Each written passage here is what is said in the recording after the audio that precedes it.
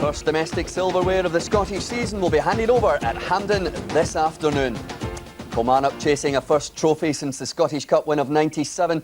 Celtic, the holders in this tournament, still on course for a treble in Martin O'Neill's first season in charge. Good afternoon to you.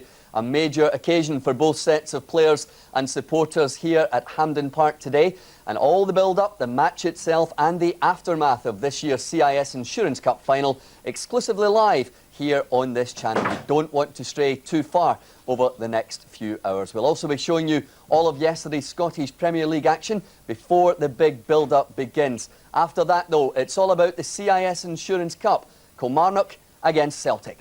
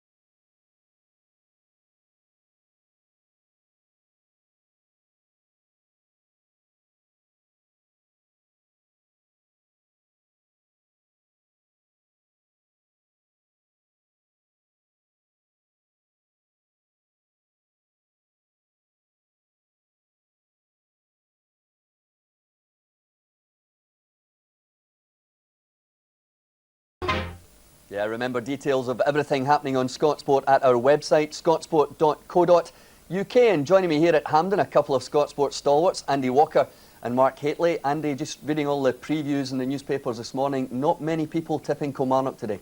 No, they're not, but they've got a chance. I think Celtic have lost a few big players, and I think Kilmarnock will have a bit of confidence going into the game because they're not doing too badly. They just can't score goals, Jim. That's their problem. And Mark Hateley, all this talk of a treble for Celtic, it basically starts here this afternoon. Yeah. First part of the jigsaw today. I think an important game. A lot of people say, you know, it's not so important, but for the supporters, both sets of supporters, first trophy of the season, it's a nice one to get in the bag. And it's a lovely day here in Glasgow, Andy. Great day for a game of football. Oh, it's fantastic, and it's a cup final, special atmosphere. All the players will be desperate to perform in this stage, and I think with the effort that both teams showed in the semi-final, it shows you that they're desperate to get a medal. Yes, indeed. Andy and Mark here in the studio this afternoon, and up in the commentary box, it's an early word from Billy Stark. And first of all, good afternoon to Archie McPherson. Very good afternoon to you, Jim. Well, it might not be an afternoon for blue noses, but red noses, yes, it's gay cold up here. I mean, it's all very well to say it's a lovely day down there in the studio and the comfort, but Billy, did the wife remind you about the thermals this She did indeed, actually. We're all kitted out. Listen, when you won a medal in 1985 with Aberdeen, obviously very proud. Do you think nowadays, with the proliferation of games and cup ties of one kind or another, that a player winning a medal today will feel just as proud? Well, I think that's reflected in the fact that the likes of Bobby Peta, Chris Sutton and Ian Durrant for Kilmarnock are all desperate to push themselves to play in the game today. Players love playing in cup finals. Yeah, I'm just looking down on the pitch at the moment. It looks immaculate, but I think all the pitch is cut up very quickly nowadays. I'm just wondering if that'll affect the passing game of both teams. Well, I mean, I think Hampden, it's a showpiece game, and obviously they've worked very hard on the pitch. It looks okay to me, and I think we'll see a flowing game today. Yeah, well, I certainly hope we do. Well, Jim said at the top, and I think he's absolutely right, I haven't found anybody at all over the past week who fancy Kilmarnock. Well, that might be something that will work in their favour, actually. I think obviously Celtic are red-hot favourites, but we have to say that they're missing some key players, and that gives Kilmarnock a chance. Red-hot is something we're not at the moment. We hope the game is, Jim, later. Celtic and Kilmarnock arriving here this afternoon. That's the Celtic bus pulling up. Neil Lennon, well decked out. Manager Martin O'Neill Going in underneath Hampden Park as well, there's Johan Mjalby. And Lubo Moravcik, we've yet to find out if he has a part to play here this afternoon. Henrik Larsson with 44 goals this season. And the Kilmarnock bus there, Bobby Williamson, the manager. And I think we can hear now from Craig Dargo.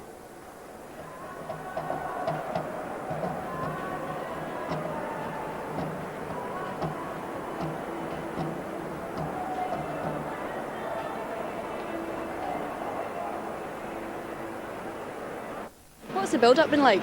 It's been quiet. I went away for a couple of days just to sit back and relax, just get the team together, just build up the team spirit. So the mood in the camp, we're quietly confident, so we're hoping that we can, get the result. And it's a tournament that's been good to you in the past. You get 5 medals already, hoping for a 6th? Hopefully, yeah, it's been very good to me.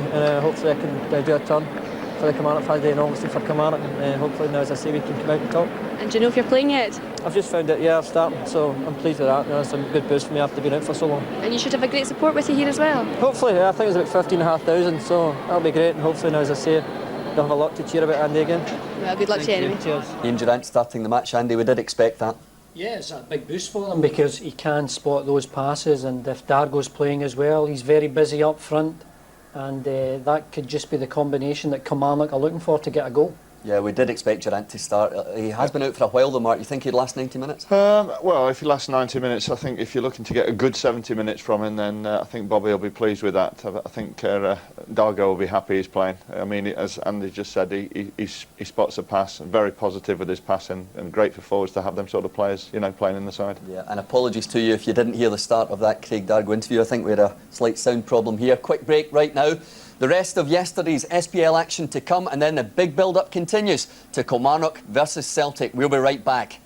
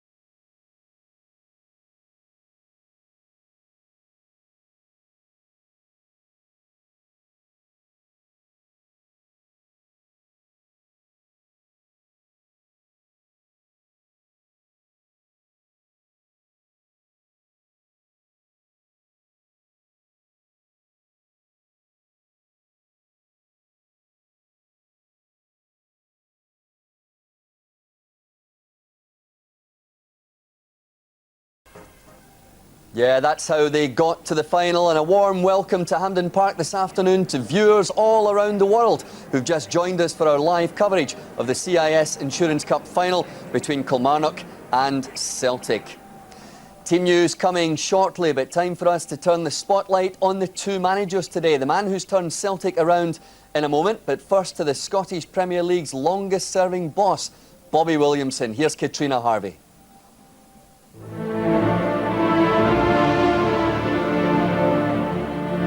At the age of 39, Killie boss Bobby Williamson is the SPL's longest-serving manager. Despite working under the financial constraints of a provincial club in the past 4 years under Williamson, the Killie supporters have experienced European football twice, a Scottish Cup victory, and now sit fourth in the league. According to his colleagues, the secret of his success is sheer hard work. What you see is what you get. It doesn't spare Andy's feelings. Would you go along with that? I would, aye. Tries to keep everybody involved, And he's certainly his own man, as much as, Jimmy and myself are involved with him, but, he just has a way with him, I think the players respect that, when he is honest with them. He'll give them a reason for if he's leaving them out or whatever. But, as I say, he tries to be as fair as possible. His success is just down to sheer hard work, both on his part and the squad of players that he's assembled here.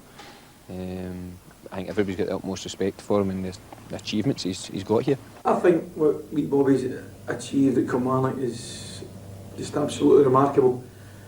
To keep the team in the certainly the top half of the league, to get them win a cup, qualify for Europe, bring young talent through, keep a hold of old talent when he should have got rid of it years ago. I think he's done remarkable. But the thing is, with very little or no money, and the football fan is the hardest person in the world to please, and it never ceases to amaze me when I read even wee Bobby getting stick, and maybe McLeish, guys like that getting stick, who are, in my opinion, the best young managers in the country, and I've probably been the whole of Britain. And I think, you know, sometimes we should just sit back and take stock of what he's achieved. I think it's wonderful, and I hope he continues. Today, Williamson faces another tough test, a final against Scotland's in-form side. The planning is complete, only the result to unfold.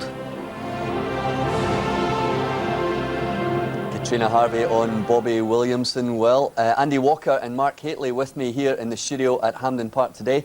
And Andy, they're sitting fourth in the league in a cup final, and I was down at Rugby Park last weekend and Bobby still gets pelters from supporters.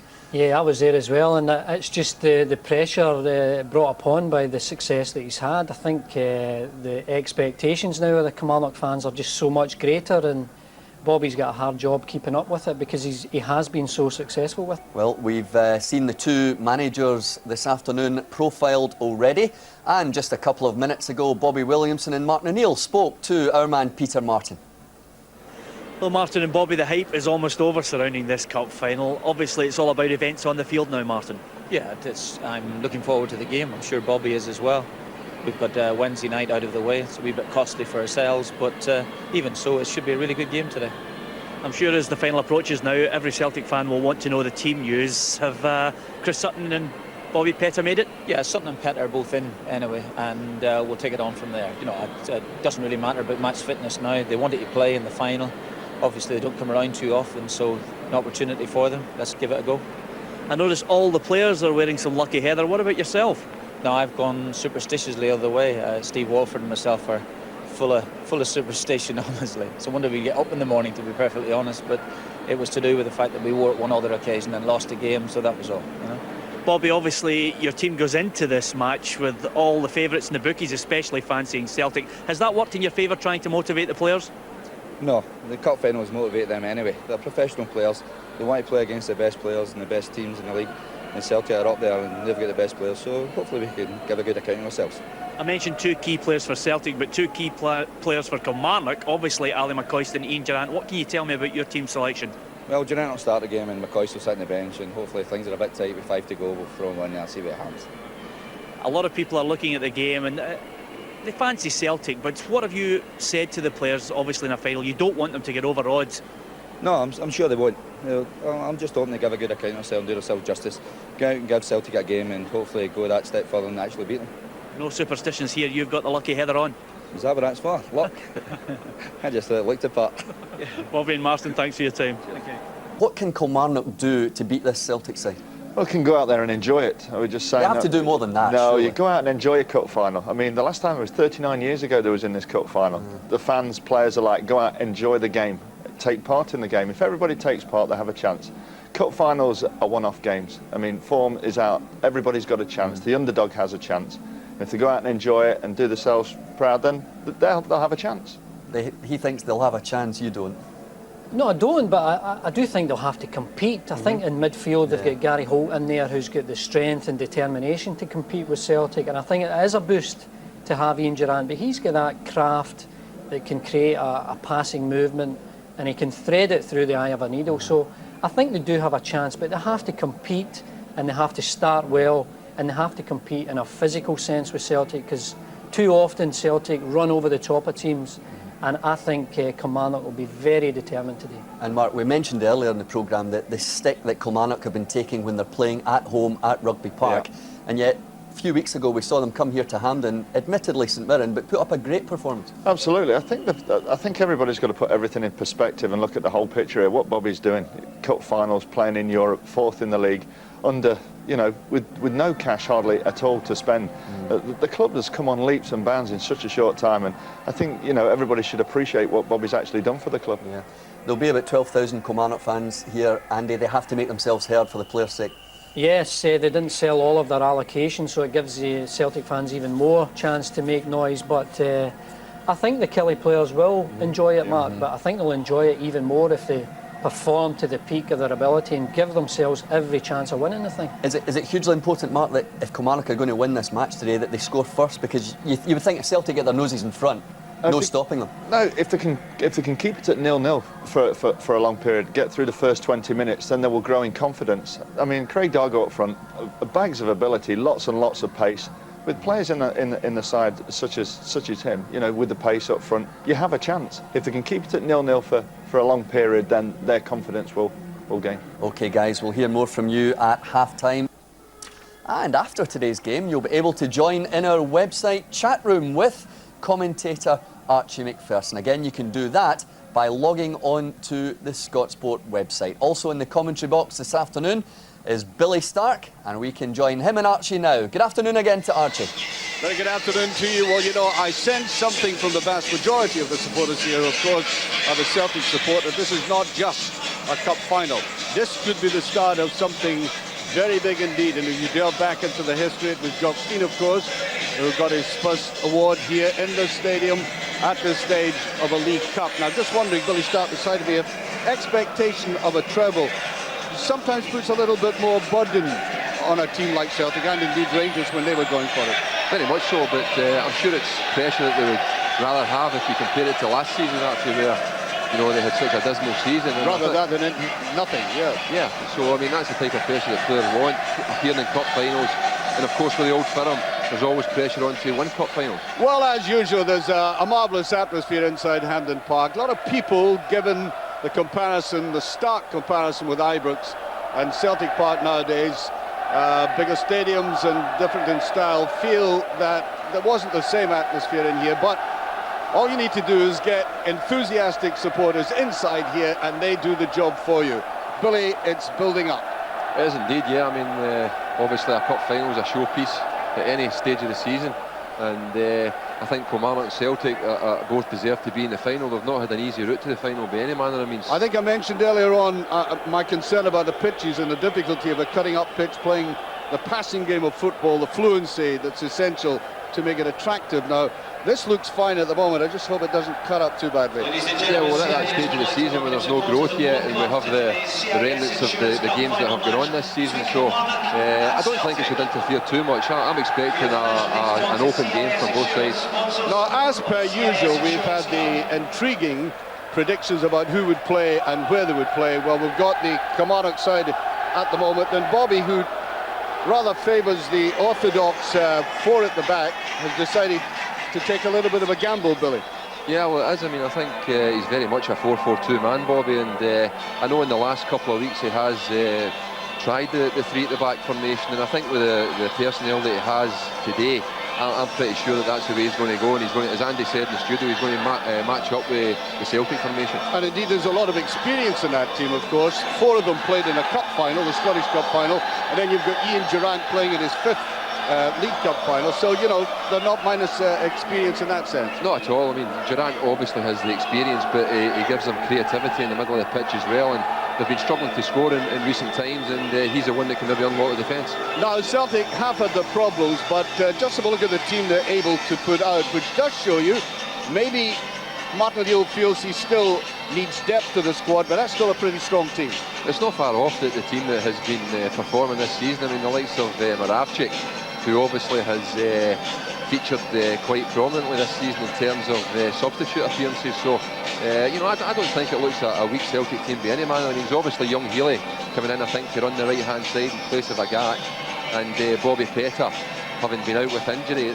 question marks over their fitness. I know that Mark O'Neill and Chris Sutton obviously comes into that category as well. Mark O'Neill has said that the adrenaline in a cup final should see them through, but obviously it's going to be difficult in terms of fitness. Well, look who's beside Healy. I mean, Lambert and Lennon, they've got massive experience. They're stabilising influences even at the best of times for Celtic. So, I mean, he's not without support there, the youngster. Well, I mean, I think Celtic has been based on strong defensive solidity this year, and they've still got that back three in place that's served them so well. And as you say, Lennon and Lambert in the middle of the pitch, so I don't think they'll stray too far much from the normal formation. And there's Hugh Dallas leading the two teams out here. Jonathan Gould getting his opportunity again, of course. We'll look down that list, and Dimitri Karin was a substitute goalkeeper.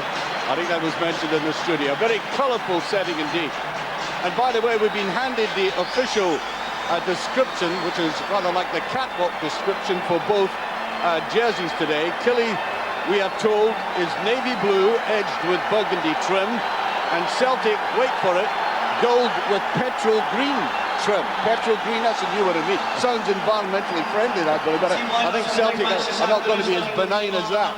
Well, I think it's unusual for both teams in the cup final to wear their away strip, and probably unusual, particularly to see Celtic not in their familiar hoops and Kilmarnock in their blue and white stripes, but that's the way it's turned out. I don't think that will affect the players at all. I think they'll just be desperate to get the match underway and show what they can do. I've also noticed one or two banners around the ground wishing Stilly and Petrov well, and I think the Celtic players might get a little bit of motivation out of that as well. I think so. I mean, they were commenting during the week that the dry dress room is a quiet place after the good win at St Johnstone, but you know, they'll have bounced back from that now, and having seen Silly and Petrov in the days leading up to the final, I'm sure they'll want to go and win it for him.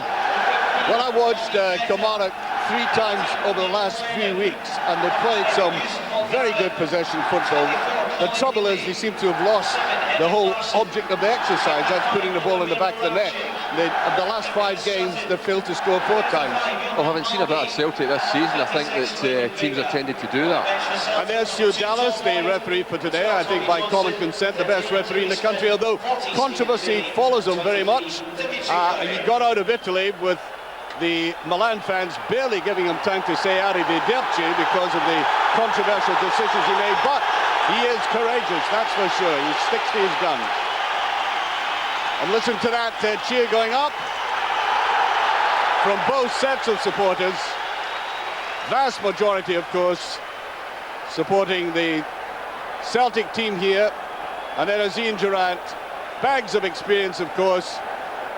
He had that tragic injury, but he's recovered. And there's Chris Sutton, he had the shoulder injury. And I wonder how much of a risk a shoulder, coming back after a shoulder injury is, given it can go any time. Very much so. It is an injury that, you know, he'll feel that he can run freely, but at any time in the game, that's a type of injury that can come back to haunt him. Well, not only current form, but historical pedigree would favour Celtic in the 24th final appearance. And welcome to the cup final, Bobby Petter. A little bit of exuberance there. We'll change that description as the game goes on, but that's more charitable at the start. 24th final appearance for Celtic. Killie were last at this stage 39 years ago. Well, that's when Hampden was a grand canyon of football. But I don't think this new modernised setting will take the edge off Kilmarnock, who I'm quite sure Billy would be delighted to prove the forecast all wrong. Very much so, and if that's the type of thing that you can work in your favour. And then he goes down again. Now remember, he's come back, straight back from injury after 3 weeks. And following through there, rather recklessly. Well, I'm quite sure that they realised the danger would come from Bobby Petter on this wide left position. And this is where Celtic can be so dangerous. So many excellent jumpers for the ball in the air. Corner kick. I think that's an indication of how productive a season Bobby Petter's had, where Gus MacPherson in the first seconds of the game has given him a clatter, and he's received another foul there, and I think, as I say, that shows how important he is to Celtic. Right across there, Moravcik. Trying the near post one. That'll be another corner kick immediately. Celtic putting the screw on his side. Gus MacPherson, over 300 appearances for his club. Started off with Rangers. Went down on loan to Exeter, and he's at the near post again. That's a free kick. Joost Verheren coming up there, Belgian international. And there's another shoulder injury there. Now watch the clash there. Yeah, it's Christophe Cocard, and you know that Celtic are so potent from a set-piece situation that Kilmarnock have everybody back there, and he's been brave to go and deal with that front post ball. Joost Verheren, I think, was trying just to get in front of him to get the wee flick that would bring the big players into play. I think he as an asset will be better up front with his pace. There's the challenge there. A little bit of nerves here, Durrant. Dargo going in for that. Remember the goal he scored in the semi-final, Billy? Yeah, tremendous goal, actually. Cocard, knockwood ball, swept away. That was Vega getting up. Holt. So a little bit of experience for Celtic as a younger player, and that should be for Jonathan Gould. I think in the rivalry between goalkeepers, he'll be wanting to prove his worth as well. Very much so. I mean, I think he feels hard done by when Robert Douglas was brought to the club. I think he felt he had a good solid start to the season, but it's an opportunity for him today to perform on the big stage and stake a claim once again. Here's Petter, well, leaving it there to Larson. Cocard almost got away with that. Celtic kept possession until picked up there by Dargo. You might have watched that goal he scored, Dargo picking the ball up in his own half and going right through the St Mirren defence with a superb strike. You've got to watch his pace, Celtic. He was a bit doubtful for the game. He said flu recently.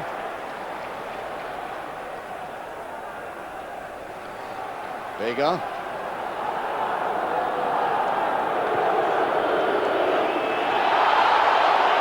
The referee sees that again.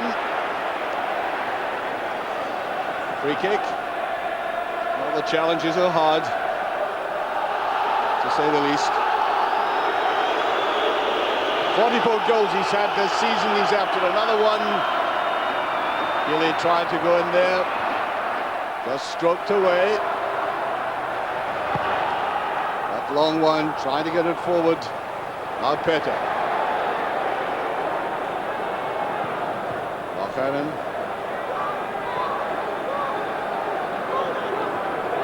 He's been an excellent buy for Celtic. Very reliable, straightforward player. Solid in the tackle, very good in the air.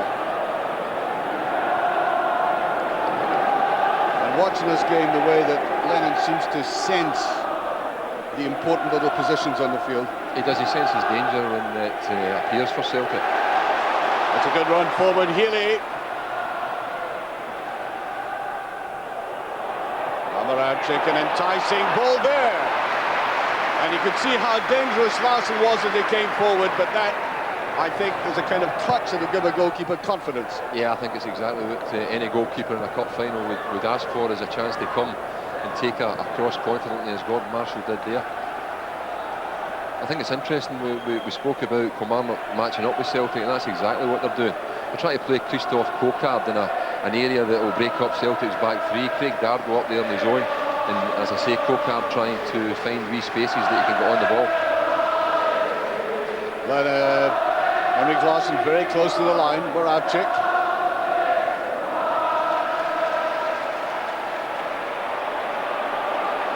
You'll be making up a lot of ground there.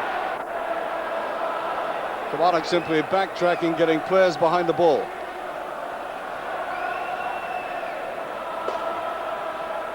He scored vital goals. Moravcik, of course. Deeply brushed away.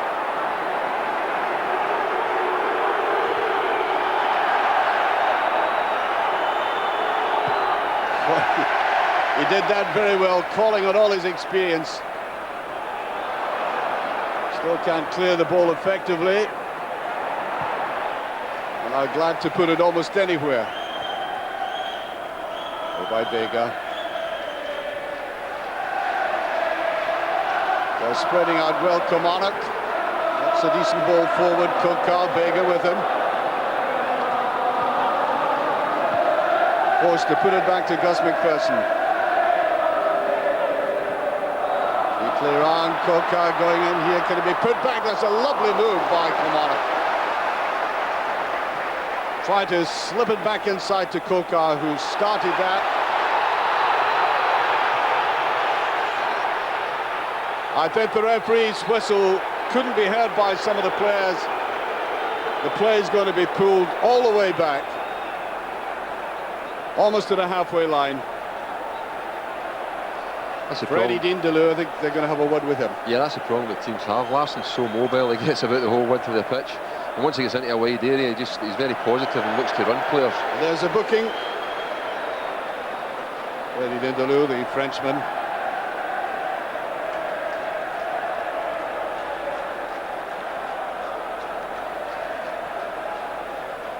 There's Reilly. Well, he won't have any Hampden nerves now. He's seen a lot of the ball in this opening 8 minutes. Bambi will be. Well, Heron will pick these up very easily. Cocard again.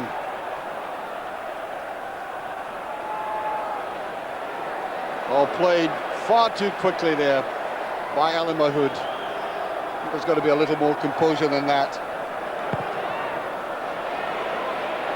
Well, Gould got it away, but it's loose in midfield, and that was a flying elbow, I think, catching Ian Durrant. I think Kilmarnock will be encouraged by the start they've had in the game. They've had a fair bit of the ball. And they had a lovely flowing move there, which just broke down on the edge of the penalty box, but certainly playing with confidence. It's touched inside, and Mjolby comes across. Well, they are confident, there's no doubt about that. And Gary Hay coming up very fast on the left-hand side there.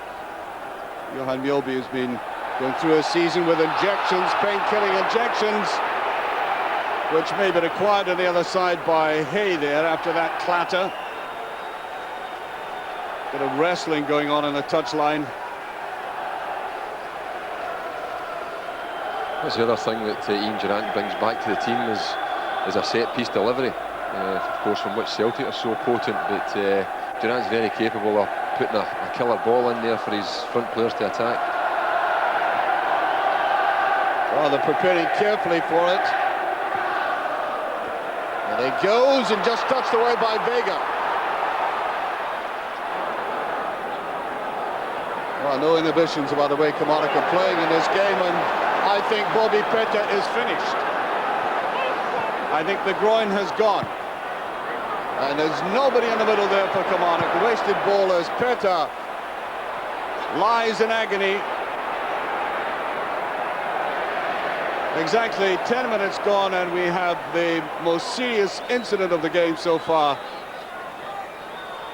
And judging by the body language down there, I doubt very much if Petta's going to have any more to do with this game. However, he has one of the best physios in the business there, and Brian Scott, who's working feverishly on him.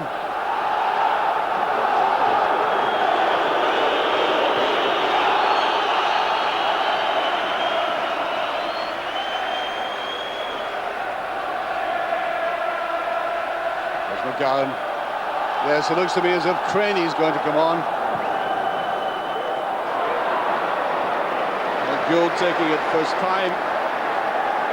Well, they didn't want that. I think he said to me, in fact, he did say to me before the game that, you know, people coming straight back in to a game like this in a cup final with niggling injuries might be a bit of a risk for Celtic. Yeah, well, I mean, we spoke about it being a gamble, and Martin O'Neill obviously felt that it was worth a gamble. The player will always push to play.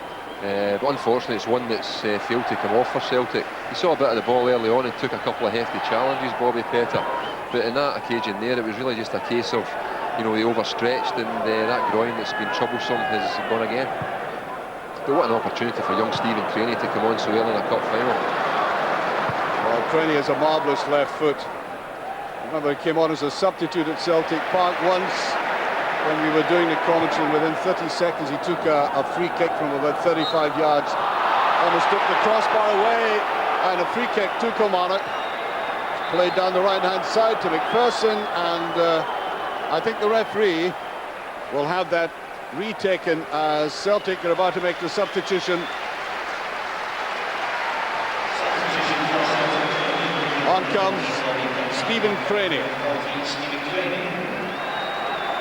Again, he's one of the youngsters who hasn't had all that much first-team experience, but on the other hand, he played with maturity. Remember the League Cup game against Hearts, he was quite outstanding with the other Celtic youngsters.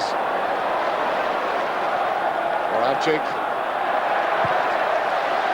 I think Celtic will want a little more of that done at the other end. I'm a great admirer of Moravchik. I fancy him as a kind of old-fashioned inside forward, if you like. He's a wonderful player, so two-footed and capable of really unlocking any defence, and he'll have a big role to play today. Mahood. Play a little bit static in midfield. Holt. Cocard.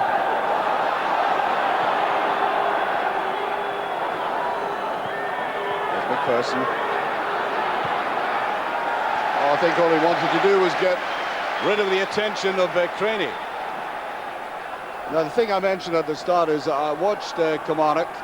I'm sure this man's had them watched very carefully as well.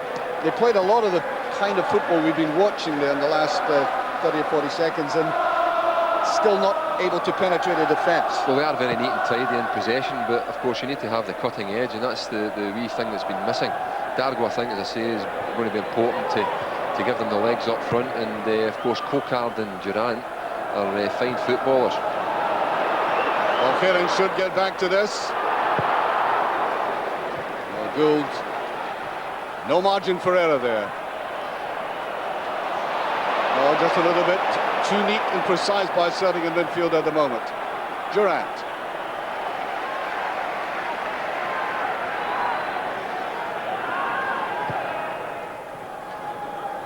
Well, the play's got a little bit untidy. I think Celtic are probably unsettled by that injury. I don't think there's any doubt about it. However well they've been playing, you realise how important Petty was going to be in that left side. There's no doubt about that. I mean, I think the wide players in Celtic's formation are so important. And here we are in a cup final, you know, 10-15 minutes into it, and they find themselves with Colin Healy and young Stephen Craney as their two wing backs, and the onus that puts on them. But you know, Petty and Agat have done that job wonderfully well for them this season. But those two young players are now going to get the opportunity to show what they're made of. Vega taking absolutely no chances with that. Oh, Ramon Vega signed to the delight, I must say, of the Spurs supporters who didn't really fancy him all, but he scored important goals, 4 in all. He's good in the air. Bit of spirit and determination about Celtic there.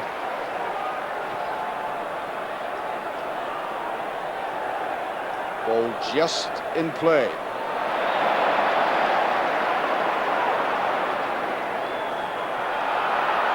Oh, the referee waves play on Vega coming in from the back, but I think Dargo made much of that.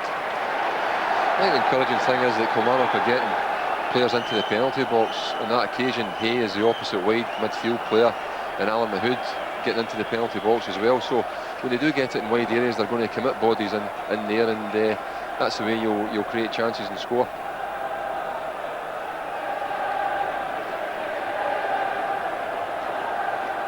Killie tries to put it down. I think it's gone over on the far side. Well, after that very bright opening, Celtic support rather quieter at the moment.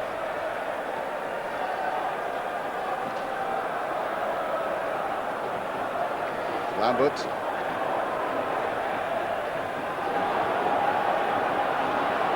There's Dargo. That's a great tackle. Well, I thought he took the ball. I thought it was a good tackle, I must admit. It's a type of thing that Lennon does so well, tracking back there. And there's a chance now.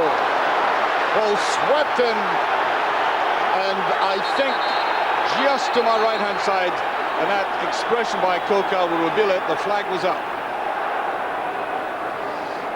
I think they caught us out there, Kilmarnock. We were looking at Neil Lennon's tackle, and it's the second time in the game so far that they've tried to play a quick free kick and try to catch Celtic. He puts his flag up though, right away.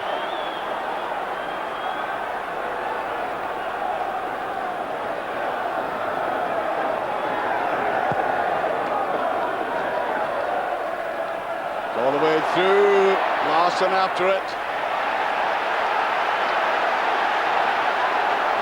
It requires this man just a few seconds of release from an opponent and it can kill them off.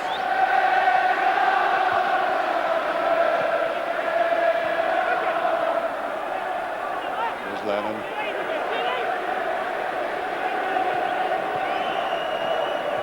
McLaren.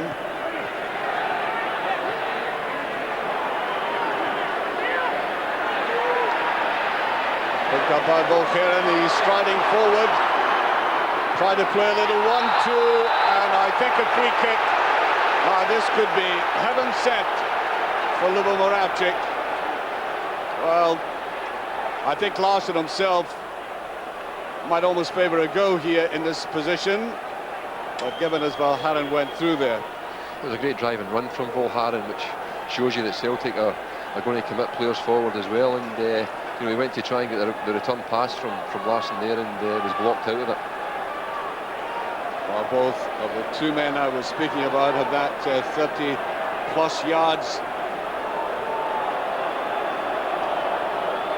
Both of them can score splendidly from this situation. Moravcik's after it! Agonising for a goalkeeper because Moravcik can put it expertly on both sides. Yeah, I think it was just in too wide a position there to really trouble Gordon Marshall. He's gone for the near post, and Gordon Marshall's got his positioning just right and dealt with it competently.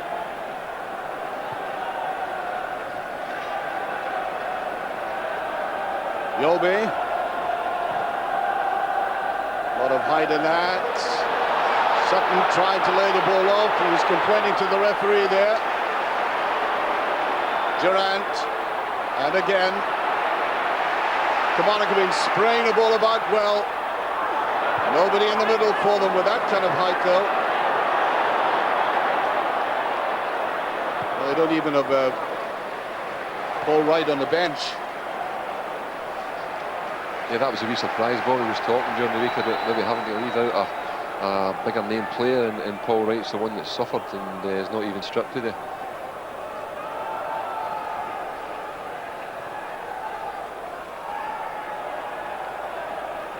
There's certainly no feeling of Kilmarnock being overawed by the occasion or the predictions as to how this game would go. Hugh Dallas awarding the free kick again to Kilmarnock. The effect on that injury to Pett is twofold. Obviously, Celtic have to reorganise a wee bit and just try and play their way back into the game. But Kilmarnock, I think, will get a lift from that as well, knowing that a key player suffered an injury so early in the game. Right over here to Innes. Well, it's dabbing it in, but very predictably. Lambert tries to lay it off. Sutton. Larson finding himself in the right wing this time. Well, that's a tempting ball. I think coming in at the back, Stephen Craney was adjudged to have, well, he didn't touch anybody. Certainly the flag went up and the referee pointed, and Kilmarnock are getting a free kick. I think it's a contact with Chris Sutton, and I must say I thought it really was the other way. I think it was young Innes just stood his ground and took the challenge, and it's gone against Celtic. Well, there's the man of the match competition. Billy will be appointing the man of the match. 09009 11 11 5500 09009 115500. Man of the match will be awarded by Billy.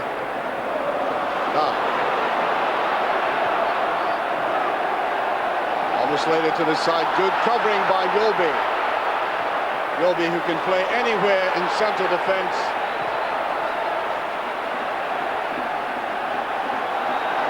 Dargo looks like a wee boy there amongst the Celtic defenders. Looks very powerful indeed. Sutton trying to hold on to it. Here is Dargo. We did well, Dargo, and he can't get away from Vega though. Cocard really going at Celtic Kilmarnock. Well, maybe Cocard took a step too far there when he went down the touchline.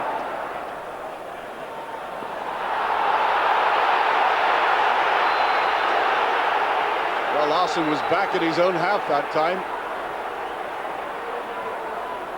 Slight play by Durrant though. But that's a hard one. They've got to be very careful. They've already had bookings. And it's going in very hard there. Dindeleu's already been booked. Free kick to Celtic. Just about halfway through this first half.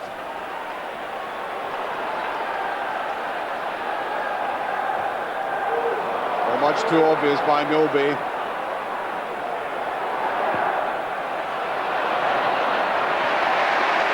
Gordon Marshall's father won League Cup medals with Hearts way back, as I said, almost 40 years ago.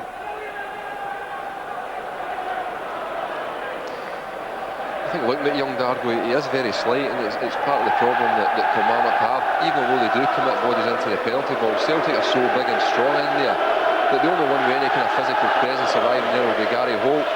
So they really have to try and get good movement.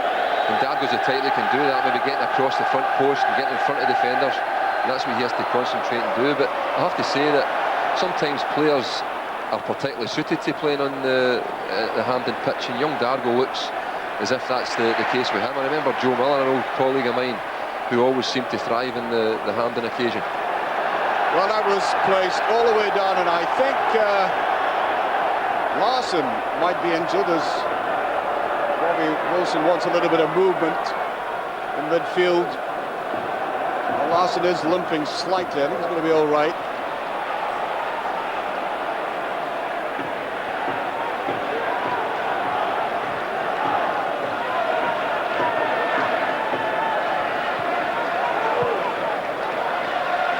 Dargo again doing just a little bit more mobile. As I said, has to be careful. Now Larson is going to the sidelines. You could say that was a half Nelson on him, I think.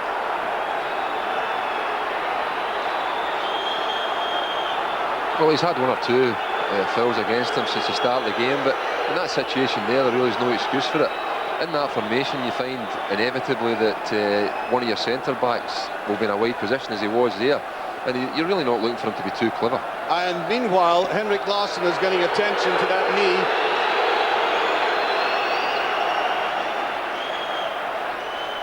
He's beginning to trot back now.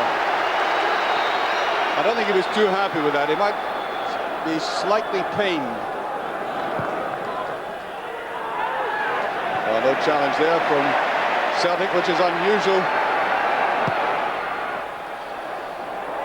Yeah, I mean, obviously the difficult time he had last year with a bad injury, Henrik Larsson, but he's so resilient, and for a striker he plays a remarkable number of games and misses very few with injury.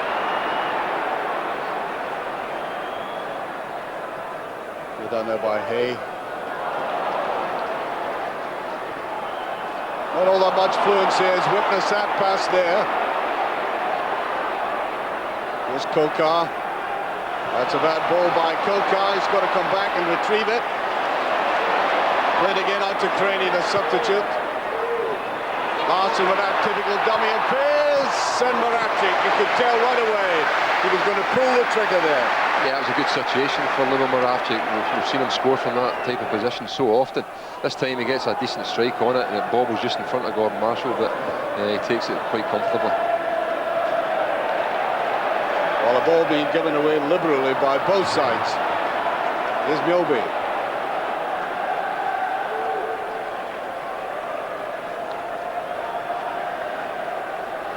Two men in that holding position there. Can't get any forward movement at the moment. Vega is feeling like one of his wanders upfield. There's only one winner there, and that was going to be Lennon. With Durrant playing tidily in midfield. Once again, Cocard shot with a pass. Getting Mahood into trouble there, having to retrieve that. Vega. They're closing down Celtic, and Rapchik looked quickly at the referee there. No response. There goes Holt. Good tackle again by Lennon. Nobody closes down an opponent quicker than Neil Lennon.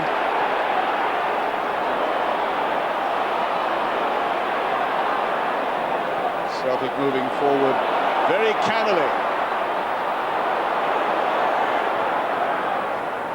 Well, that's a good turn, and that's offside. The first time they've opened up that Kilmarnock defence. Sutton doing what he's been doing all season, guarding, shielding, and then laying off. Yeah, it was a very tight decision, and it's a great part of Chris Sutton's game there. He just dragged the ball in, got turned on it, and immediately saw the run from Henrik Larsson, stuck it through, and the linesman saw it as offside. But as I say, a very, very tight decision. Yeah, he'd be disappointed in that. I think he rather gave up in his effort. I mean, it was a half-hearted one at the end there, else he would have put it in the back of the net. Not sure that that's at all profitable for Kilmarnock, playing that very high ball into that Celtic defence. No, it's unlikely. I mean, as I say, they are neat and tidy in possession, and you know, they have players like Mahood and Durrant in the middle of the pitch there. They don't have big strikers either, so it really isn't productive for them to play that way. Marshall making it a little bit difficult. Actually played to Mahood. They coming in. Mahood. Oh dear, they have this tendency to go round in circles, Kilmarnock, at times. Their midfield play looks very inventive when Mahood goes across the field. There he is again, that's a better ball. Dargo trying to go in. He's still there.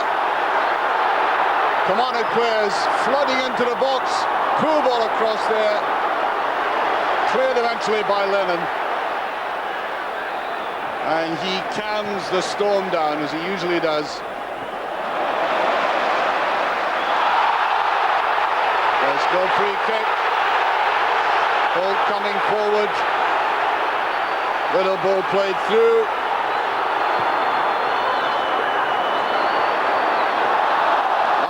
Missing out in that.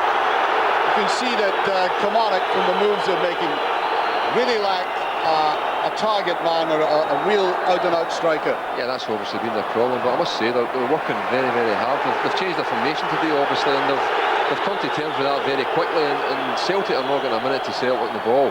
But Rapchik getting into that midfield area with Lennon and Lambert is not quite working at the moment. Mahood and Durrant are getting bit of time in the ball and able to lift their head and play forward passes.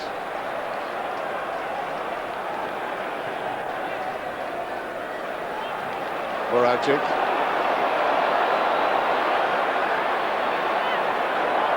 Enticing players to come towards him. Well, Celtic have been running up the goals, but I've seen them playing in games, Billy, where, you know, it hasn't been all that inspiring for them, and then suddenly, with the quality that they've got as individuals, they can pull goals out of nothing. Very much so. Dindeleux didn't like that ball coming towards him, and the Celtic supporters rise to that. A little bit of encouragement for them as they win that corner kick off the Frenchman. I think you're probably referring to Henrik Larsson as much as Andy there. Or Moravchik. Yeah, well, Moravchik as well. But recently against Motherwell when Celtic were toiling. Yeah, and Larsson the other night against St Johnstone. Sutton did get to that.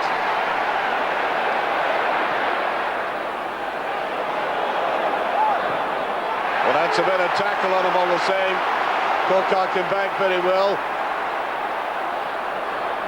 It's a bit about getting players forward, though, and the final ball from Cocard has been rather poor.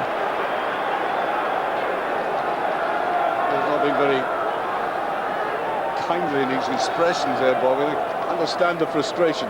Yeah, you can. They worked himself into a reasonable situation there and were wasteful with the final ball. And you know, there's signs that they certainly can hurt Celtic if that final pass can be, you know, done properly.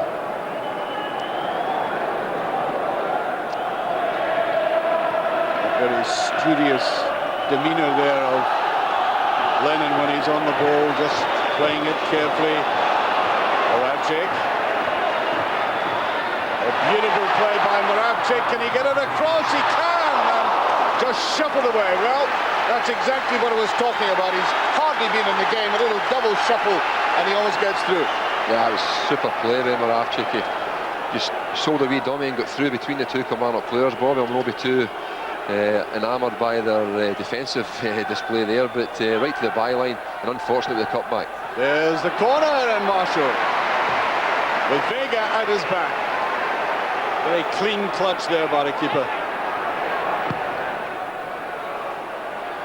Well, simply nobody downfield there. Holt had come forward, offering really no threat to that defence.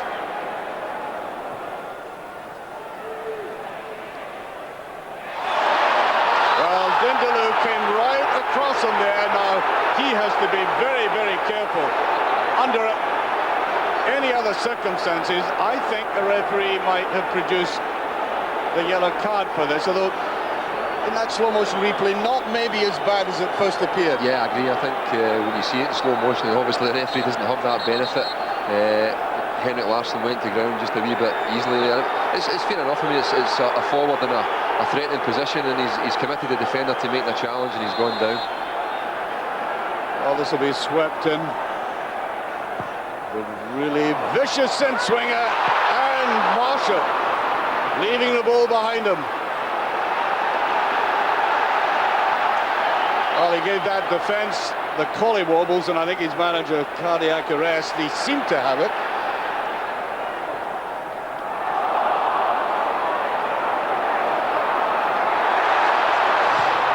Swept across. Well, that's a better save. But all credit on the far side to Killie with his determination to get that ball over. Yeah, it was great determination from young Colin Healy. That's a big part of his game, and it was a decent cross. Celtic just couldn't get in there across the front post, and Gordon Marshall, I have to say, has had a terrific start to the game, although he dropped that last one. I think it's very important that the defenders and the Celtic front players know that they've got a goalkeeper that's going to be coming and put himself among them today to try and take the ball. Oh, very slag play by Vega, who very cunningly looks round at the turf behind him, as if the grass had been a handicap to him. We've all used that one before, Archie.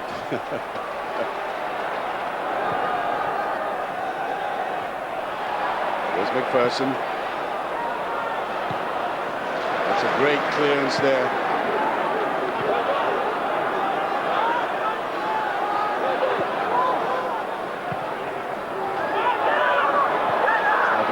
Towards Dargo, and that's a corner kick from the big Swiss international, who's looking slightly awkward. Also has that beaming smile about him, radiating optimism. I think that's why Bobby Williamson would have been very keen to get Craig Dargo on his line-up today against the Celtic back ones. Vega particularly is a very big, strong man, but mobility is not his strong point, and Dargo's really trying to get round about him. Find the shorter one this time. But it's down there, and the goalkeeper does well.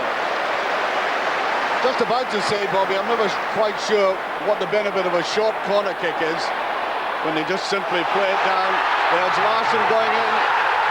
That was a great tackle. And I think Henrik Larsson tried to make something out of that, but it was a great tackle. Watch the ball, into the ball there. And the referee, good decision. Well, I think it was a perfect decision. What a great tackle by young Hay. I mean, a young man like that playing, I think, his first cup final. And he knew there was no margin for error there, but he's executed the tackle brilliantly. And there's Kilmarnock's tendency to keep going round and across the field, as personified by Mahood there. Looks to me as if Ian Durrant may be in trouble. Physically, I mean, I think he's limping towards the touchline, and he may have said goodbye to this final. We shall see. Yeah, very similar to Bobby Petta. He was really playing a cross-field pass there, and he pulled up the pain right away. I don't think he's going to be able to take part again. No, he's not. I think Bobby Williamson is calling for the substitute. Here's Cocard. Well, at least it's a shot at goal, which have been few and far between in the game. This man has pace, came from French football. Someone's playing for Auxerre. And he went there to Strasbourg. There's the man of the match. Telephone number for you to phone: 09009 115500. And the website, you can talk to us after the game at scotsport.co.uk. Scotsport.co.uk. Yes, a substitution just about to take place. Mark Reilly is going to come on, and meanwhile Dargo gets a booking.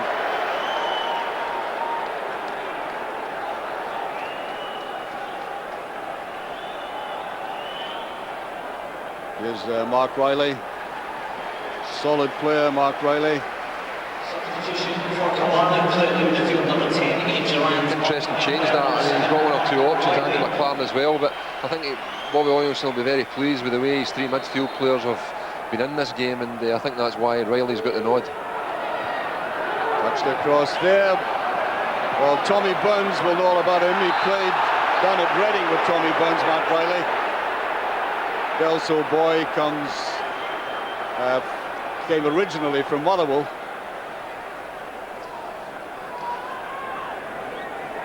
He epitomises the Kilmarnock spirit, Mark Reilly. He's a little terrier in the middle of the pitch there, and you know, the midfield trio of Celtic, Lambert, Lennon and Moravcik will need to be on their toes, because he'll be writing about them. Sutton, Moravcik, I think Craney, Lennon. Niobe, acres of space to work in. Lambert tried a little bit of penetration that time, it didn't come off. Mahood.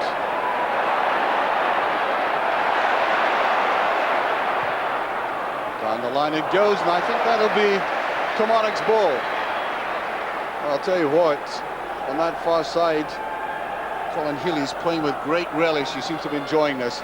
Well, he's the type of player in the situation that he found himself coming into the team after not having played for a long time. He really applies himself very well, and he's got to the pace of the game reasonably quickly. Not a single Kilmarnock player in that half.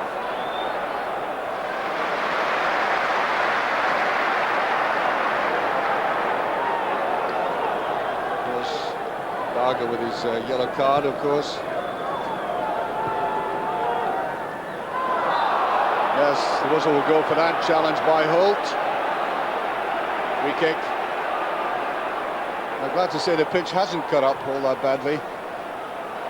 Not entirely immaculate, but certainly the ball can be moved around. Larson, great play. That's a free kick again. Intelligent play by Larson at the root of that probe. And there's a player I was talking about playing with relish. Really going down there. This could again be interesting. Very hard tumble there by Healy. Actually, McGowne made contact with the ball. I think it's maybe one of those situations that the referees maybe just read it a wee bit early.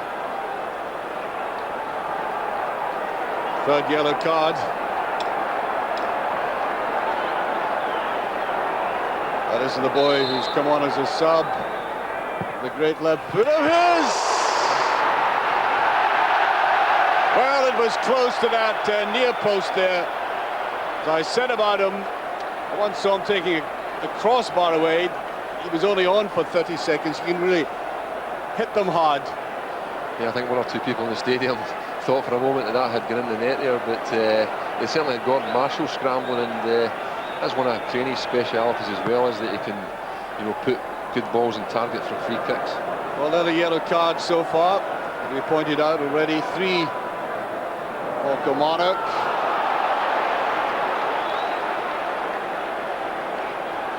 McLaren. A few words exchanged, and I think the referee heard that. Something spoken by Lennon, and he'll get a warning for that. There's only one referee, or words to that effect.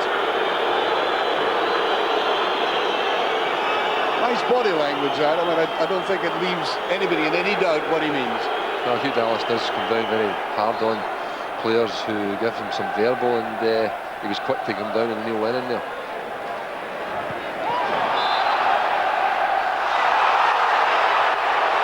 Celtic supporters don't like that, neither does the manager there. Really very explosive gentleman. When we see him in press conferences, extremely tranquil and lucid, but like any manager, he can blow his top. It's a little volcano in all of them. Yeah, he's a bit of a mixture, Martin O'Neill, very composed when he talks to the press, but very, very volatile and animated on the touchline. Neat little ball played inside, good play again. And Cocard's final ball, as I've pointed out, almost amateurish for an experienced player. And I think Sacre Bleu or something like that he was saying. It was a good play again, good ball from Gus MacPherson, and Cocard got into the return ball and a good opportunity to put a killing cross into the penalty box, and he wasted it. 1 minute of added on time.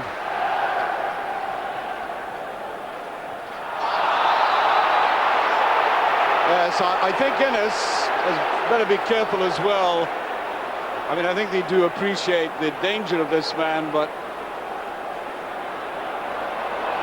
bit of mountaineering going on. Play to Lennon. Marshall after it and took it well. Really under pressure there. The big men were into him. Dargo chases after this. Look who's back there. And Lennon, who initiated the move and the cross into the penalty area for Sutton to chase, was back down the field immediately. Yeah, well, that's what they do when they have a set piece, and it was a short free kick that started it there. They send the big players forward. Neil Lennon becomes the last man, and a very good awareness of in decision making in that type of position, and quite close there. Dargo made a great attempt to try and get a foot to it, but he was quite precise, Neil Lennon, and it went back to Jonathan Gould. That's MacPherson. Now Cocard. So they have them hemmed in. Baleful attempt at a 1-2 that time. Ball played away downfield again. Dargo goes in there. Cocard trying to go into the back.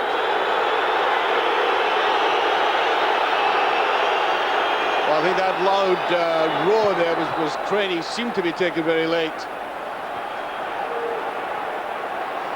Well, the Kilmarnock defence was said they've got to be very careful. On the other hand, they've competed physically with Celtic, which they really had to do given the strength and intimidating presence of Sutton. Very much so. That's something that you have to handle, and they have done that very well for the period of the first half. Radczyk trying for a little 1-2, don't get away with it. Dindeleux tries to go through there. Well, they've been getting as many players as they can to the edge of the penalty area, including Colin Healy there. Little toe ender. Yeah, he couldn't just quite get his foot round the ball there. I think the Kilmarnock players are appealing for a handball. It was a very tight situation, plenty of bodies on the edge of the penalty box there. I think it was the right thing to try and hit it first time, but unfortunately he's not quite got the right connection on it.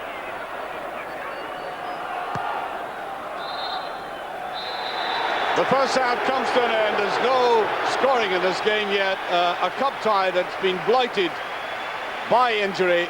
Bobby Peda first off, which was a crucial moment in the game, and then of course Ian Durrant. Not many efforts at goal, not a game of great fluency, but nevertheless in the second half, given that they've had a good long hard look at each other, it'd still be interesting. Very much so. I think obviously losing players of the capability of Durrant and Peta is a big miss for us, but I think in the second half we can see some goals. And half-time score, as you can see there, nothing each.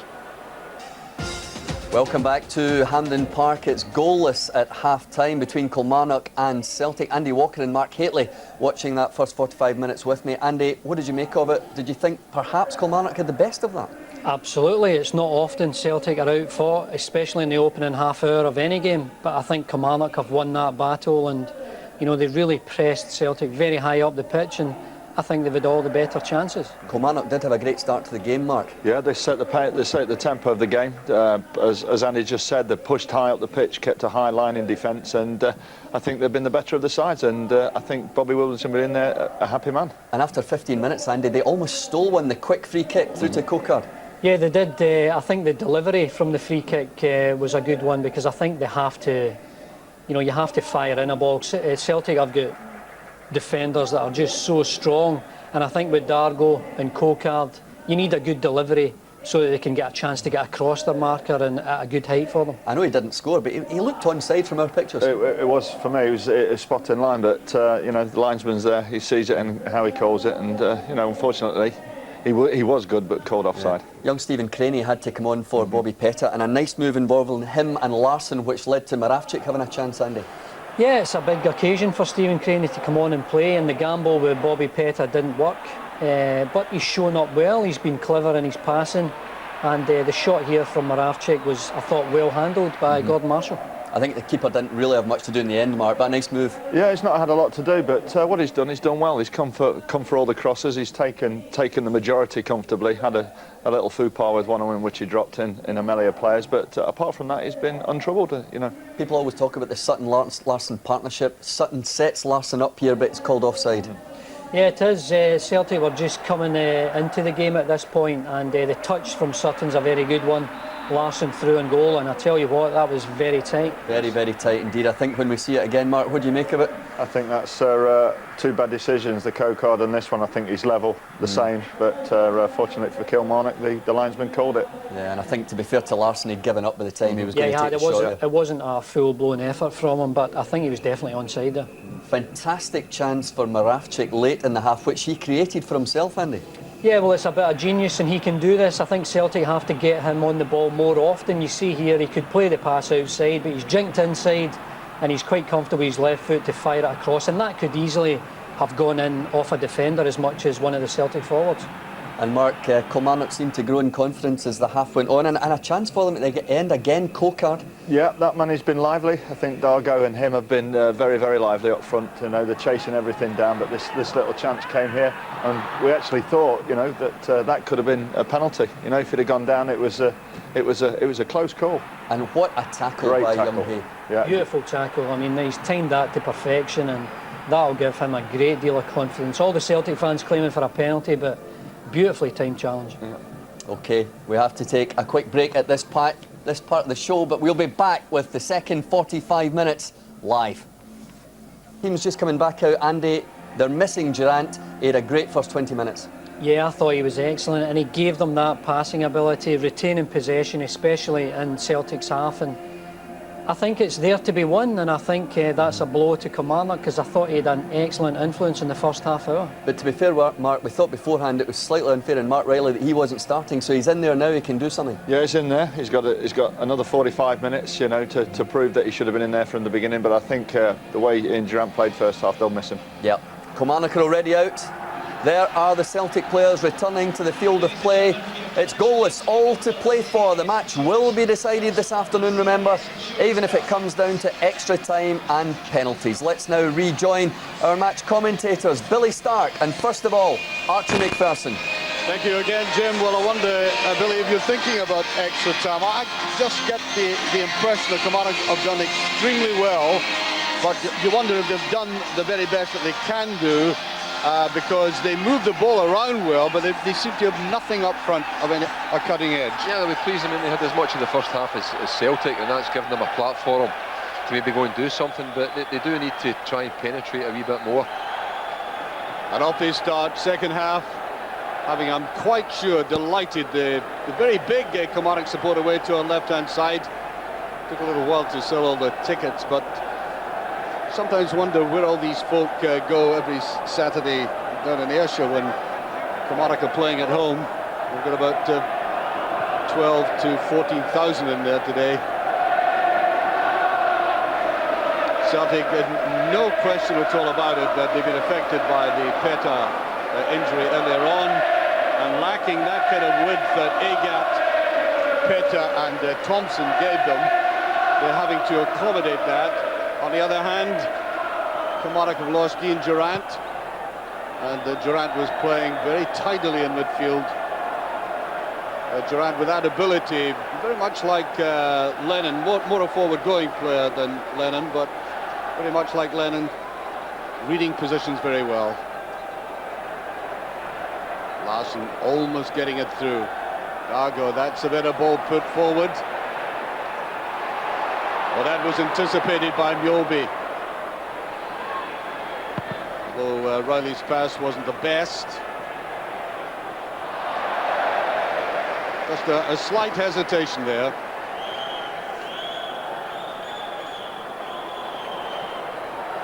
Well, remember, Celtic have already taken 9 goals of Kilmarnock. I wonder if Bobby Williamson has said, for heaven's sake, have a pop at goal in the second half. Well, there's early evidence of that. Alan Mahood it was there, maybe in a good situation and maybe not quite the right time to go and have a shot, but at least it gets Kilmarnock back into the game. Running round the outside there is Moravcik. Look at the back up there by firstly Lambert, then Lennon, Sutton. Well, that's a great ball forward. That's a save. It really is an excellent closing down of a player at that angle, and Colin Healy almost made the breakthrough. Well, we had the offside decision in the first half, which was very close. That one was too. I think maybe just in line, so maybe the linesman just got it right there. But again, Gordon Marshall coming to Kilmarnock's rescue. He's a big imposing figure, and he got his body in front of the ball there. Well, he had that one little fumble. Apart from that, he's been quite excellent. They're all in there. It's in. Larson's done it. The deadlock has been broken inevitably.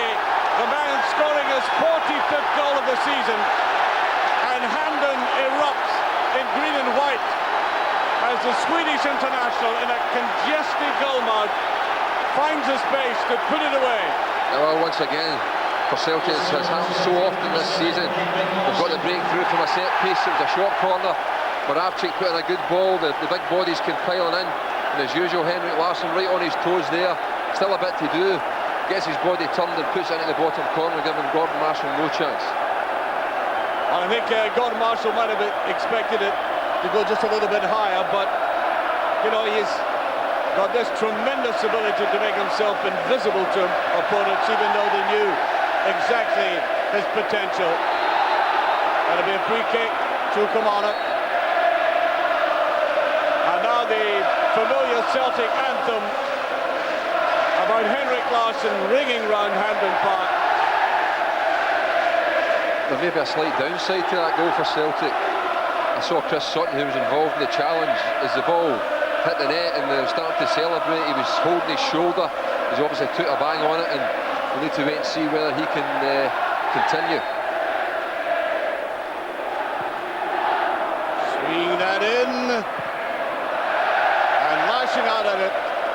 Crossing that far side, Gus MacPherson. He really had to go for it.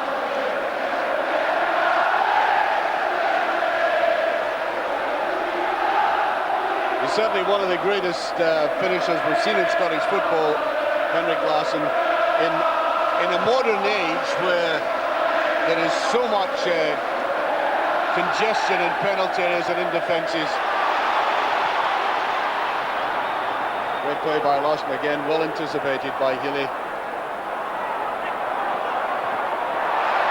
Let's get that back. Celtic playing with confidence now. Offside. And I think Lambert realised the flag was up. We were talking about Henrik Larsson, obviously. He's having an almost unique season. I think everything he touches turns to gold. You know, he's got every type of finish in his armoury, and not least from set pieces. It wasn't directly to him there, but as I say, he was very alive to the situation, and was on to it in a flash, and from that moment on it was inevitable that the ball was going to finish in the back of the net. Really driving forward. Still in there. Yes, he's waving the Celtic players to get up. Here's Cocard. And Celtic really at the moment are brushing Kilmarnock aside. Here they are on the recovery row, the counter-attack, and that will be a free kick. Not only brushing them aside, pounding them into the earth. Well, Christophe Cocard was just getting to his feet when Alan Mahood gave him the pass there, and he had a quick look and he saw Johan Mjällby coming. He knew he was in a bad situation. He just waited and took the tackle, but I don't think he was expecting to get quite as sore a knock as he's got. And Cocard, I think, is indicating he's had enough. Yeah, I think the physio indicating that he's going to have to come off. And there he is. Really painful. He's run about well. As I said earlier, his finishing, his final ball hasn't been all that great, but I wonder if he feels he might just carry on. No, it doesn't look like it, and Andy McLaren will come on. I think some eyebrows were raised that McLaren was on the bench. Yeah, well, mine did actually. I think Cocard's got a great pedigree. I mean, I think he's been capped with France. I just wonder if he's suffered a wee bit from lack of match fitness. He was on the ball enough, but you know, wasn't able quite to make that final pass at the right time. But I think McLaren can do a great job for Kilmarnock. Swept away to that far side, in it goes, and nobody from Kilmarnock following up on that. There's Dindeleux.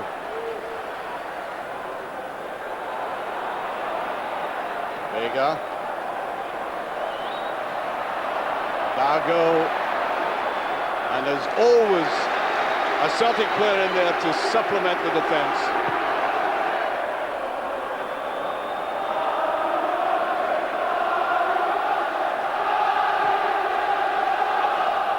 That's out of play. I think the difference McLaren can make is Cocard certainly has the ability to go by players, but he's at the stage now in his career where it's difficult for him to get away, but I think McLaren's certainly capable of doing that. There's a man of the match competition. Killie will be selecting the man of the match. 09009 115500, and remember you can contact us on the website sportsport.co.uk. Free kick going right over the top there by Vega. He's complaining to the referee, but see what I meant? Talk about carrying a burden. He's a big fella.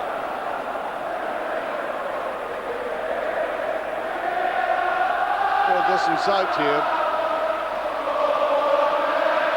McGowne going forward. That goes the Celtic line. Down to take this. Well, he was going for goal.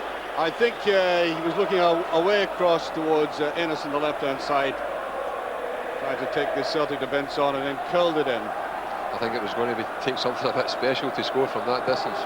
Past Jonathan Gould. And I think maybe just lacked a wee bit of conviction there, Kevin McGowne. Sutton complaining again to the referee about that decision. Moaning going on in that pitch.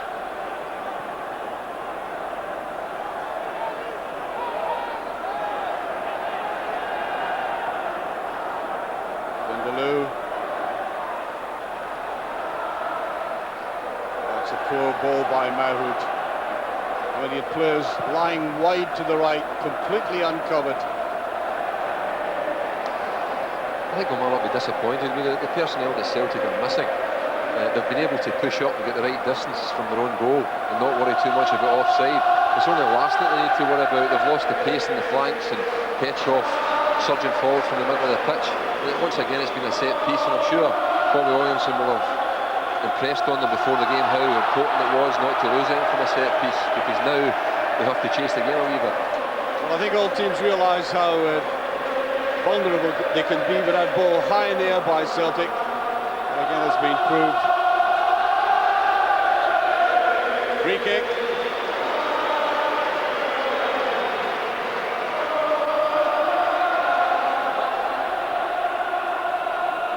swerve in that. Celtic pressing down on Kilmarnock at the moment, and Valherin couldn't get that ball up.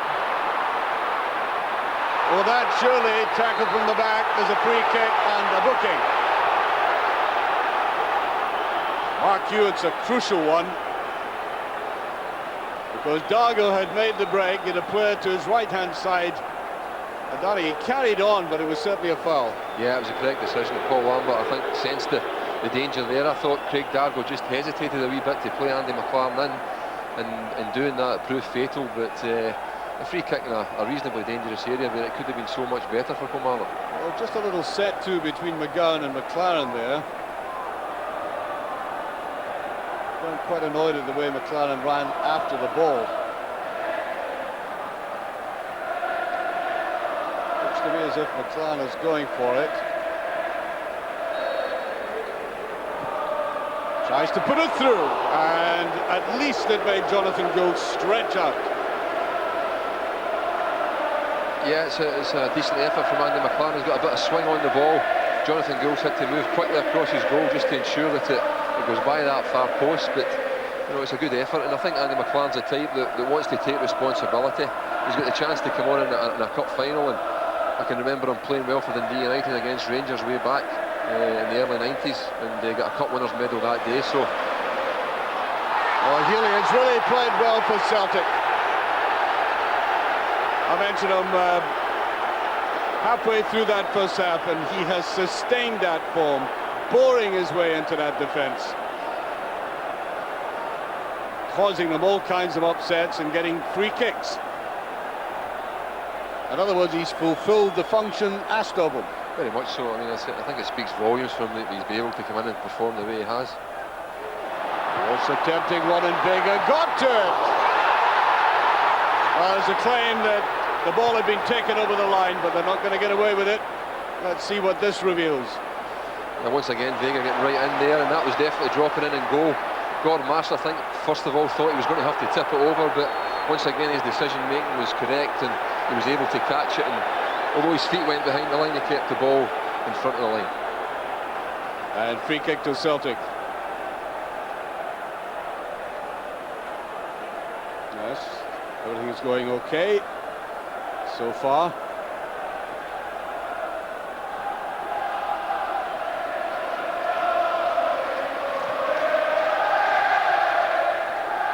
By Dindeleux. Nothing going right for Kilmarnock at the moment. Little marshy part of Hampden Park down there. Let in.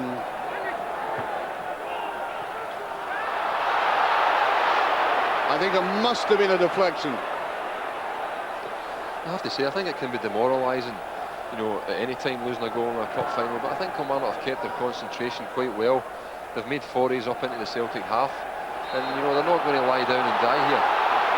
I think Lambert penalised for that. The boot up high, free kick. Well, still going at it.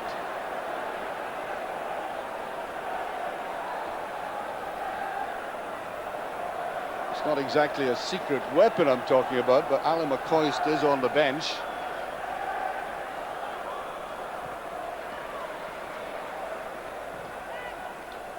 That's really what they're lacking, Kilmarnock. Player in that penalty box with threat and menace.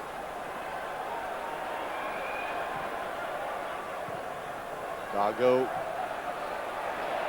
Gus MacPherson taking off after it. Ball still in play. Vega getting it away. Holt took his eye off it.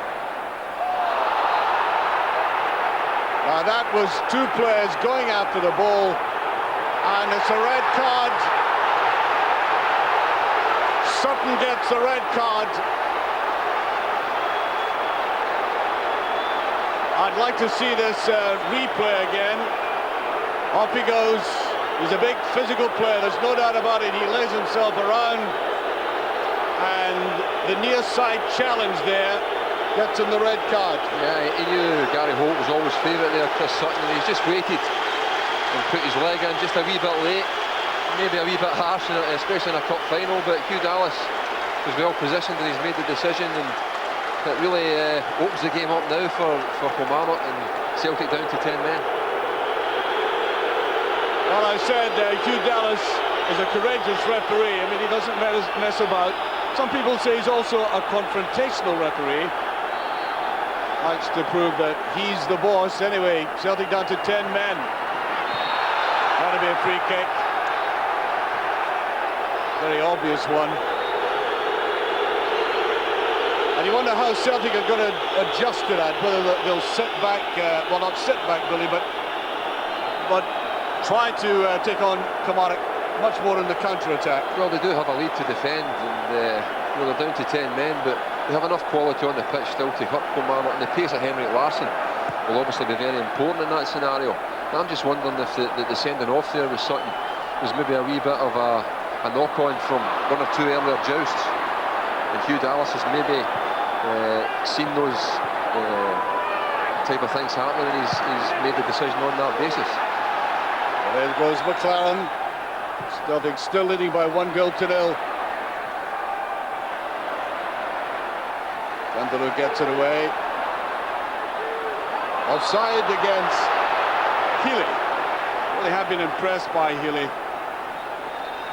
He's been brought on to the cup final stage, and he really has relished this challenge. I mean, he's an aggressive player, and that's exactly what you need when you're playing wide. Very much so, and I think, you know, it was hard enough for those two wide midfield players for Celtic, Killie and Craney, with 11 men now down to 10. As I say, they've not much match practice, and they're going to have to really put in a shift from now to the end of the game. Here's Dindeleux. Dargo brought that down very well. That's what Celtic are very, very good at. Now, Dindeloux's been booked. And that, it seems to me, in the halfway line is an incredibly naive tackle to make when there's absolutely no danger. Yeah, really stupid, because, you know, he's had one or two fouls after his booking down the low. Hugh Dallas has chosen to ignore them. But I don't think he can choose to ignore them for too much longer if he keeps making challenges like that. Oh, I think if he does it again, I'll bet you, but the odds on Dindeleux will have an early bath as well. Well, especially when Celtic have had a man sent off, sometimes you tend to see that referees will look to even it up. Dindeleux. He'll try that longish ball again, trying to find Andy McLaren.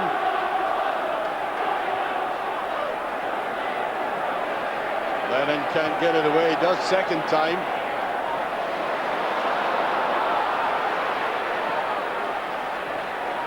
Well, 10 men though they may be, Celtic are starting to mop up again in midfield. Most notably Lennon. McLaren pounding forward.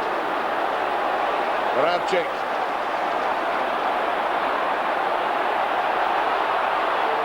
Craney gives support to Moravcik.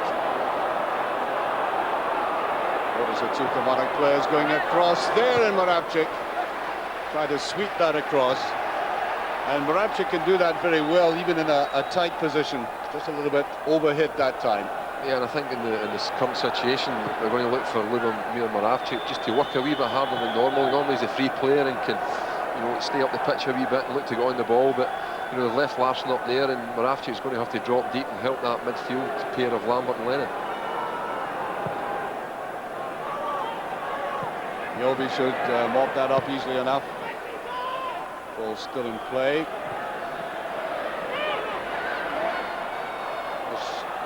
Pushed out rather aimlessly there.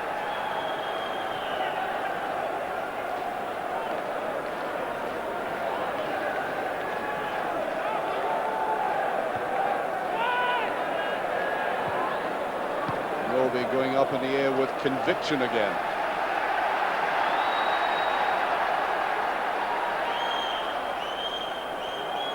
McGowne.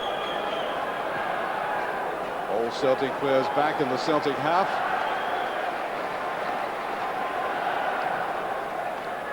Up towards McLaren. Vega's there first.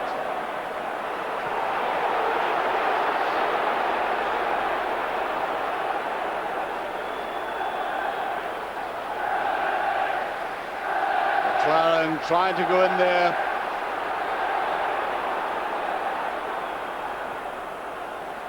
Well, Celtic are defending well in midfield, actually. They are. I mean, when that type of thing happens and you get a sending off, you're obviously looking for adjustment.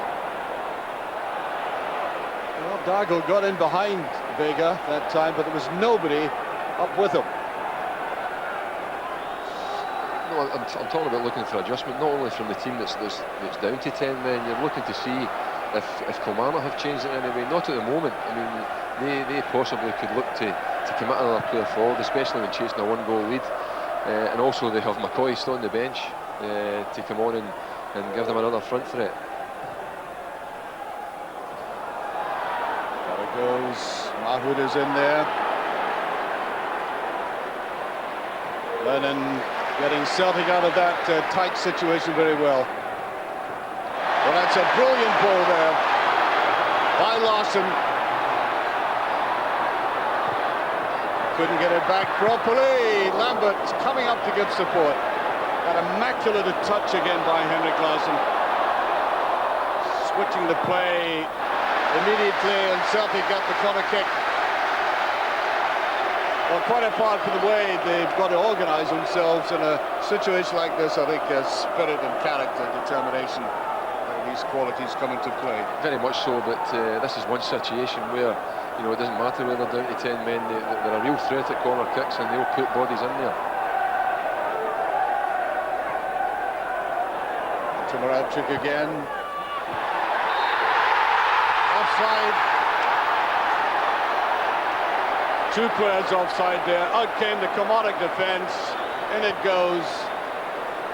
And no question about that. Yeah, I mean, I think Kilmarnock do that as well as anybody. I've seen once the ball's played back, they shift up and leave players in there. I don't think there's any doubt that it was an offside position.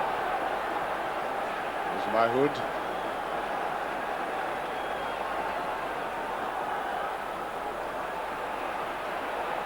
Well, that must be disappointing for the manager to see his side playing against 10 men and they give 20-yard passes away like that.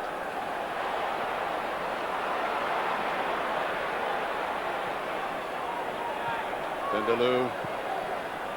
It's better play by Kilmarnock. It's his final ball that really counts for them, though. Some of their work in midfield has been neat and intricate.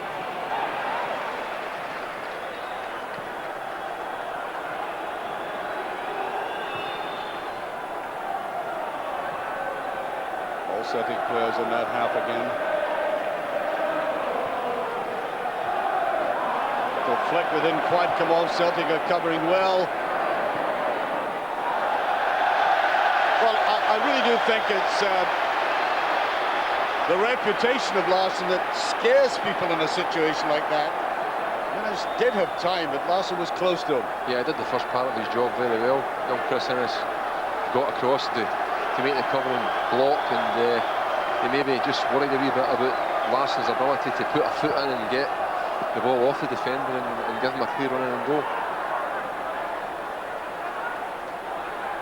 It'll be given to Craney again. It's a decent ball played in. Lambert can't quite get it away. Well, Lambert has hurt himself in that challenge. I think he dug his studs into the ground. Seems to have taken a knock on his ankle. That's the last thing that Celtic would need at this stage. Tremendous work rate. That, I mean, if you take the sending off as a benchmark there, then you can see they've increased their work rate in midfield significantly, Celtic. Players like Lambert. Absolutely, and we saw it in a situation in the wide area there with Young. Hay had the ball, and you know, he looked to maybe go and try and take a man on, but all of a sudden he had a couple of Celtic players to beat, and he was left just to try and play an early ball, which was blocked, and it was out for the throw-in. So they're working very hard to get bodies round the ball and not give Kilmarnock time to establish a bit of control in the game. Well, 20 minutes left. Lambert will come back on again. He's taken that statue with a leave of absence.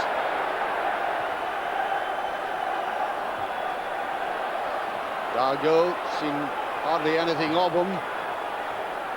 Look at the way that Celtic are cutting off the ball in midfield, as we've pointed out. Kilmarnock failing to make any penetration. There again. Says a lot for a side reduced to 10 men, but they're keeping the ball mostly. And being given little presence to this man of all men. Free kick.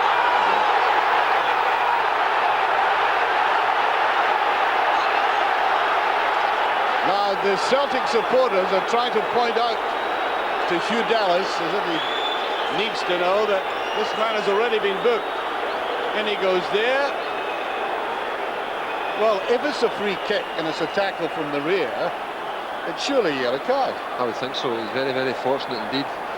Hugh Dallas indicating that he went for the ball, but you know, if you mistime it and you bring a player down, having already been booked and had some other fouls, I think he can consider himself very fortunate not to be in the dressing room.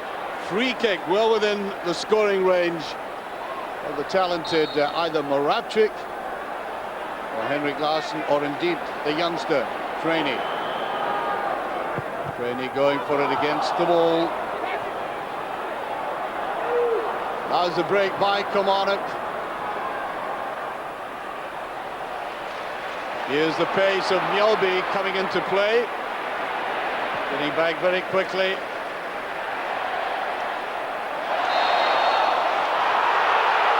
Once again, a decision going to Kilmarnock.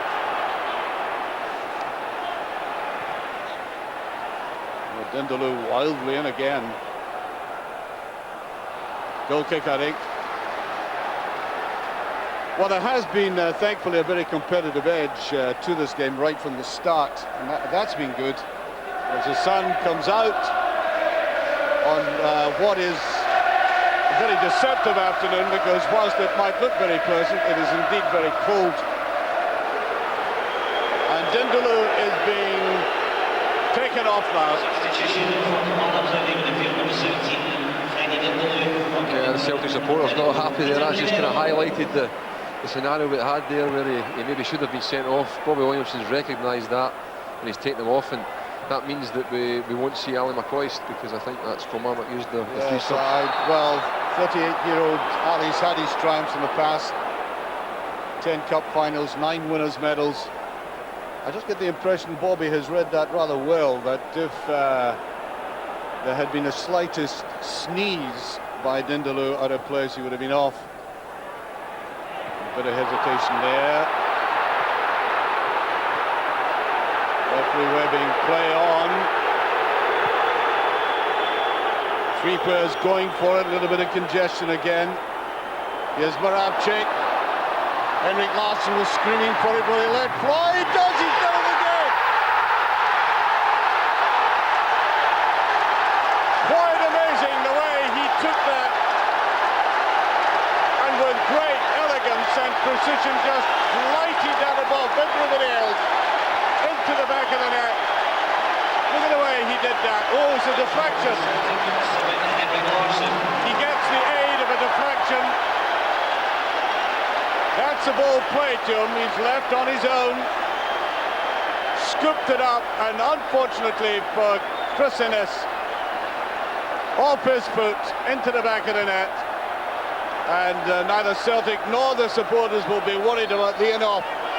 No, I mean, it was a fantastic ball from Moravchik, really asking questions of the Kilmarnock defence, but you know, we've praised Henrik Larsson all season, and quite rightly so. He's been absolutely magnificent. And I think that just shows you that it is his season, because he didn't get quite the right connection on that. It actually came off his heel, I think. And it was only the deflection that beat Gordon Marshall in the Kilmarnock goal there. But you get a break like that, you've got to take it. Rennie going across there. Just shuffles the ball away.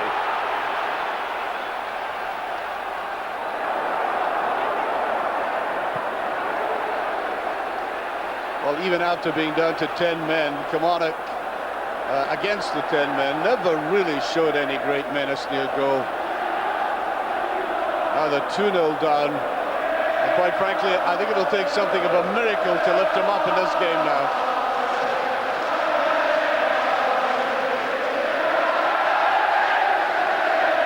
He's picking it up in midfield.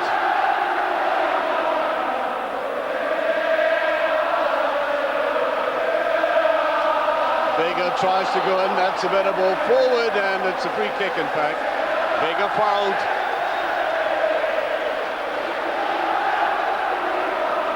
Man of the match competition, Billy will be announcing that very shortly. 09009 115500. And remember the website. Gonna give us a chat on the website at scottsport.co.uk. Celtic leading by 2-0. And the sunshine has come out at the right time, in appropriate tandem with that song about Henrik Larsson.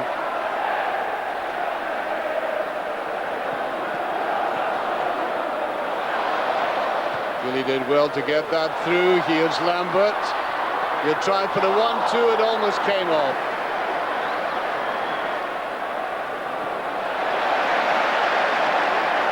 Oh, they're mopping up everything in midfield again. It's a hoovering up operation out there. They've proved this season that when they get in front Celtic, they're very difficult to peg back. They're so solid in that middle area of the pitch, both their back three and Lennon and Lambert in front of them. I think Kilmarnock will only have to commit a body or two further forward. They're 2-0 down. It's the only way to get back into the game, I think. I think you were right in saying that they did keep to the game plan and stuck to Kilmarnock, but I think now you can see tangibly that there's a demoralising tide going through the team now. You know, they just seem the legs out there, some of the legs seem to be like jelly. Yeah, particularly the nature of the second goal where it's off a deflection. I think maybe you start to think that it's not going to be your day.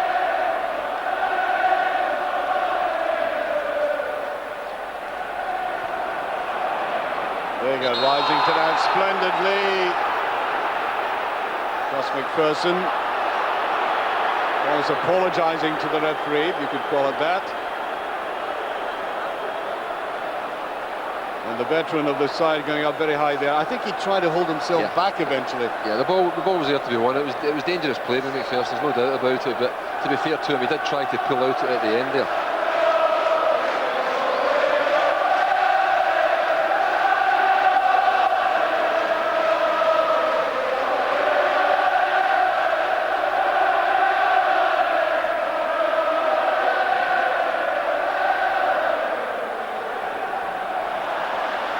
There he was again, up for everything.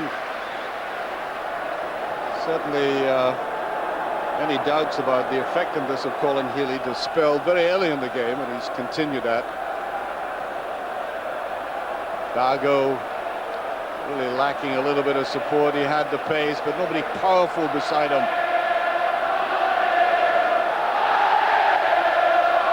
Canero.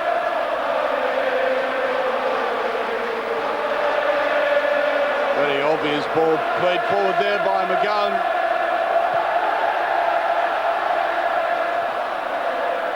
Lambert charging through.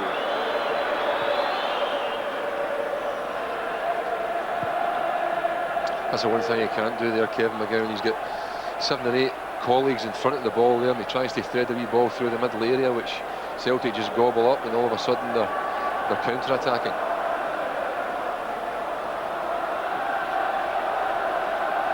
Just got the impression Kilmarnock are going through the motions now, almost like a defeated team,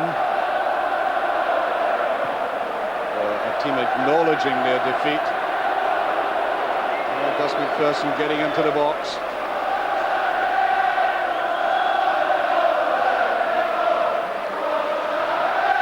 Well, I don't think this massive Celtic support were in any doubt that even with a depleted side or a partially depleted side, that their team would show a great deal of spirit and concentration in this match, and that's exactly what they've shown.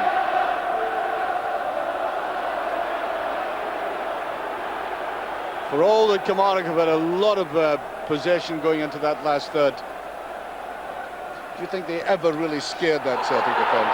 Well, we suspected before the game that would be the problem. Larsson goes away again.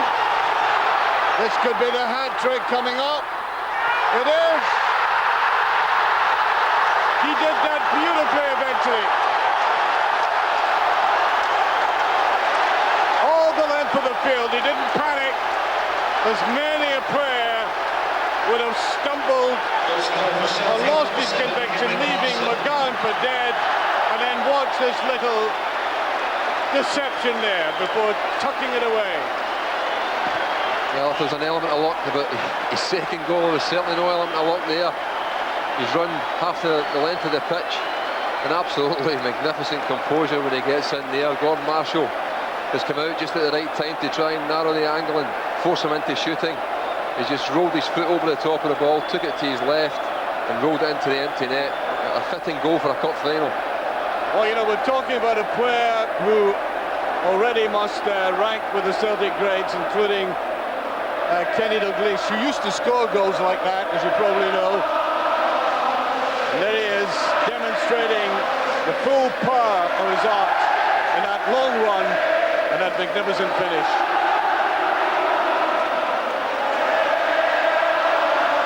I think Kilmarnock will be wondering just why they're in the position they're in, 3-0 down. It's not a true reflection on the game, particularly when you consider that they have the extra man. To be fair, they really didn't make use of that for the spell when they were still in the game at 1-0. But we did say that Larsson would be the one on the counter-attack, and that goal there that I think she's won Celtic the Cup, as I say, was very fitting to Grace Hampden. The other point, of course, about that goal is, remember, he was up against a big, powerful defender there, and he's powerful himself. Yeah, I think Kevin, that's overlooked. I mean, I'm told that in training he's an immensely strong body. Yeah, I mean, he's wiry and great upper body strength. He can hold people off and, in fact, take the challenge to put them out of the game, and that's what he did there. McGowne had to make a last-ditch challenge. He didn't quite have the strength, and Larsson was off and running. Bravchik comes off, and on comes the young player Jimmy Smith. And you might recall Jimmy Smith earlier on in the season in Scotsport when we had coverage of that game against Hearts. He came on and scored in that game. Scored a real cracker, in fact. Remarkable to think that Bravchik's first medal in senior football was won last year in this very tournament, and now he's got himself a second, and who knows, there may be another couple to come. Might even buy himself a medal cabinet. Here's Lambert.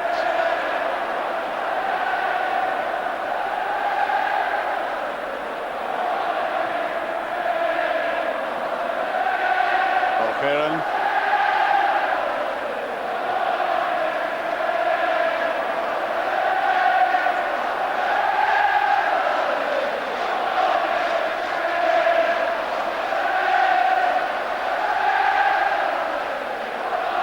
I suppose this will be remembered as Larsson's final.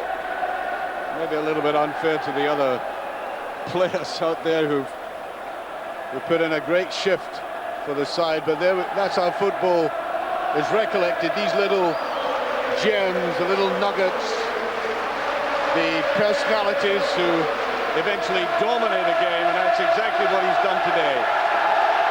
Okay, his second goal, it looked at first as if it was a brilliantly conceived gen. It was a deflection, but as if to prove that he could do it under pressure, he put on another little tutorial. Well, it's not something we see often in cup finals, as a player scoring a hat-trick, but really we shouldn't be surprised that Henrik Larsson's come up with that today. Ball just out of play.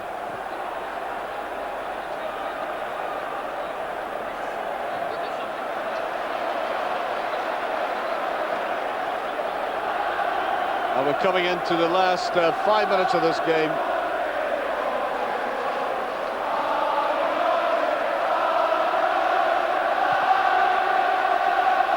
No special medal for Larsson. No particular bonus, at least I don't think so, Billy. And there's a special prize in there for a hat-trick in the final. They all deserve the bonus money today for Celtic. Down to 10 men, and really, it's never looked like 10, has it? Not at all. I mean, in fact, you know, obviously getting the second goal was a big factor, but they've actually been in control of the game since then, and you do feel for Kilmarnock a bit. They've put a lot into the game, and it's really just the supreme finish of Larsson that has got the 3-goal deficit. Not exactly with contempt, but with apparent ease. Celtic have snuffed out anything that Kilmarnock have produced, particularly driving towards the Celtic goal. And the Celtic supporters are now in the process of celebration. I think much of the play on the field is now being largely ignored.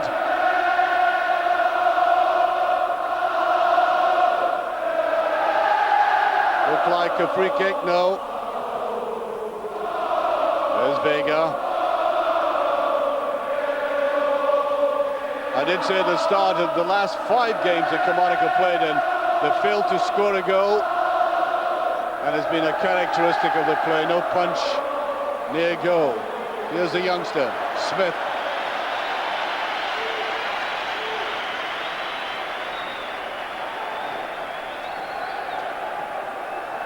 We go towards the conclusion of this game, and you know, I remember Jock Stein winning his first medal for Celtic. It was a Scottish Cup game at end in the season when he really triumphed. It was here at Hampden Park in the League Cup against his great rivals. Well, I know there are Celtic supporters beginning to make comparisons between O'Neill and the era that he created and Stein and the era he created and Martin O'Neill.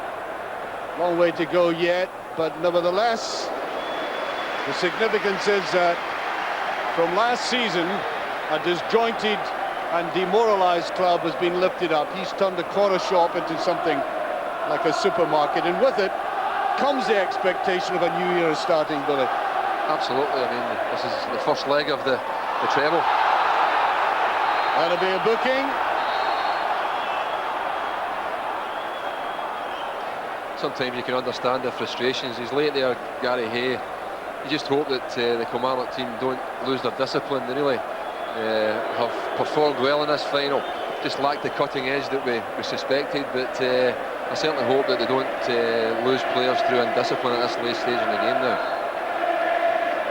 I mentioned the treble at the start of the commentary, and that's something that's been in the ken of the Celtic support and the management, although Martin O'Neill has tried to downplay this. Nevertheless, that's something that's really on now. There's no question at all about that. The league is theirs, and it's the Scottish Cup that they now have to think about. As Tommy Boyd in his testimonial here, the man has meant so much to the club in terms of sheer consistency and the highest level of defensive play. He comes on.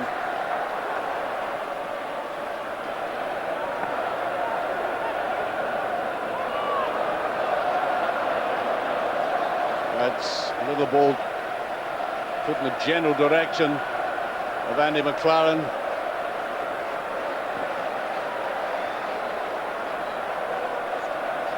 Canero might have played from the start today, Canero, of course. That was another of the possibilities in the selection.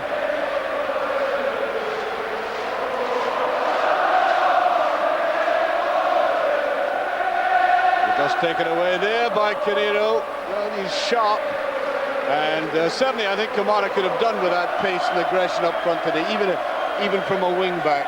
Yeah, he's been an impressive performer for them this season, Peter Canero. Bobby's decided to go with the experience of Gus MacPherson in that wing back role. Meanwhile, Larson, as they go into this, is lucking on the halfway line, just waiting for the break to come. There he is. Larson's final. That's what it'll be called. Well, that's what I'm calling it anyway. Corner kick. Dabbed in and easily pushed away.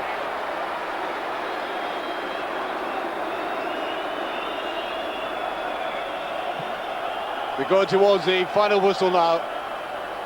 Let me pick out my own particular hero in it, and it was, of course, the youngster, apart from the obvious one, of course, Henrik Larsson, Colin Healy. But you man in the match, Billy. Well, I think there's been a few contenders. Gordon Marshall in the Kilmarnock goal. As you say, I was going to give it to Colin Healy until Larsson scored that third goal to get his hat-trick, and the real class of the man shone through there, so it has to be Henrik Larsson. The final whistle goes, and Martin O'Neill has picked up his first trophy in Scotland. He's already done it south of the border with Leicester in the comparable trophy. Sporting handshake there as John Robertson who scored, of course, so many goals alongside O'Neill for Nottingham Forest, enjoys and savours that moment, but surely all lovers of this club will savour the individual performance of that man there, Henrik Larsson. He wasn't in the game as much as he's been in others, but I think we also emphasise the fact that Celtic, not just with Larsson, but with other players, are capable of turning a game in a few seconds as he did. And that long run of his and that delightful little Highland Scottish over the ball that deceived the goalkeeper and slipped it into the back of the net will long be remembered in this final. 3 goals to Henrik Larsson, the CIS League trophy to Celtic Football Club. For Kilmarnock, well, hardly any consolation. Remember, they were playing against 10 men for a considerable part. And welcome back to Hampden Park, and if you've just arrived from planet Mars and don't know what's been going on at Hampden Park today, you can see Ian Durrant as the losers in the CIS Cup final against Celtic by 3 goals to 0, a hat-trick by Henrik Larsson, who's just been presented with his Man of the Match award, by the way. He'll have enough to start his own Harrods store by the time he's finished his career.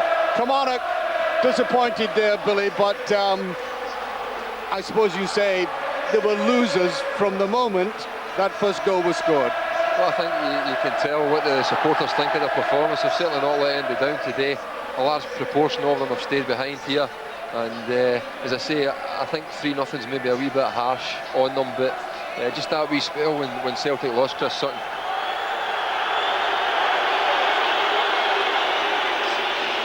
And here he comes, Paul Lambert. Paul Lambert, one of the most reliable midfield players. And he comes with Jonathan Gould just behind him. The goalkeeping coach giving him a special handshake. They're just being held up just for a moment. The boos may suggest that the referee is getting his medal. Yes, I'm right.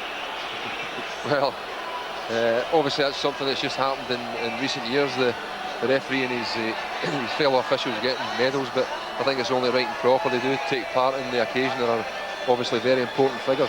A broad smile on the face of Neil Lennon there as he comes forward with the rest of his Celtic players. Yusufel Heron wasn't put under any great pressure today. There's a young fella, I thought it was outstanding. Killie. Now Paul Lambert, Mr. William Tucker of the CIS, presenting the cup. Thanks to Archie and Billy for this afternoon's commentary. And remember, you can chat with Archie about the game on the Scotsport website, scotsport.co.uk, right after this programme. Now, time to find out if your nomination for CIS Man of the Match tallied with Billy Stark's. Loads of correct entries as ever. And our winner on the phone-in is Pat Traynor from Cambuslang. Well done to you, Pat. And on the website, Michael McGivern from Courtbridge. They both win a pair of tickets to a Celtic match, Celtic home game, including hospitality, courtesy of CIS. So well done to Michael and to Pat, both winners this afternoon. Andy Walker and Mark Haitley watching that with me here in the studio. Andy, all the goals in the second half and a resounding performance from Celtic in that second 45. Yeah, a totally different attitude from the Celtic players. Really took the game by the scruff of the neck, and getting the goal so early in the second half, I don't think Kilmarnock had an answer at all. We've praised Colin Healy's performance. He had the first chance of this second half. Good save from Gordon Marshall, Mark. Yeah, he played ever so well. A young lad coming into the side, cup final, wasn't phased at all. You know, an exceptional game, but a good save there from Marshall to keep his team in the game. Credit to the goalkeeper, Andy. Yeah, he did well, but wouldn't it have been wonderful for Colin Healy if he'd got a goal on the cup final day, because the runs he was making all during the second half were very positive, and I think Martin O'Neill must have had a word with him at half-time to get himself forward more often.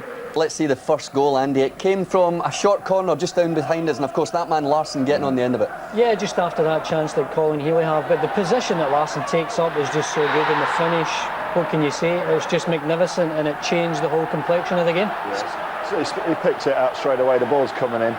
He knows a lot of people and just gets into a position right in front of the goalkeeper, and from then on it's in the back of the net. You would back on him from there. typifies the kind of form that man's in. Yeah, just get it on target it, and he's agile enough just to swivel round and putting it down into the ground, and didn't really give Gordon Marshall a chance. OK, there has to be a loser on a day like this. It's Kilmarnock today. Bobby Williamson is with Katrina Harvey.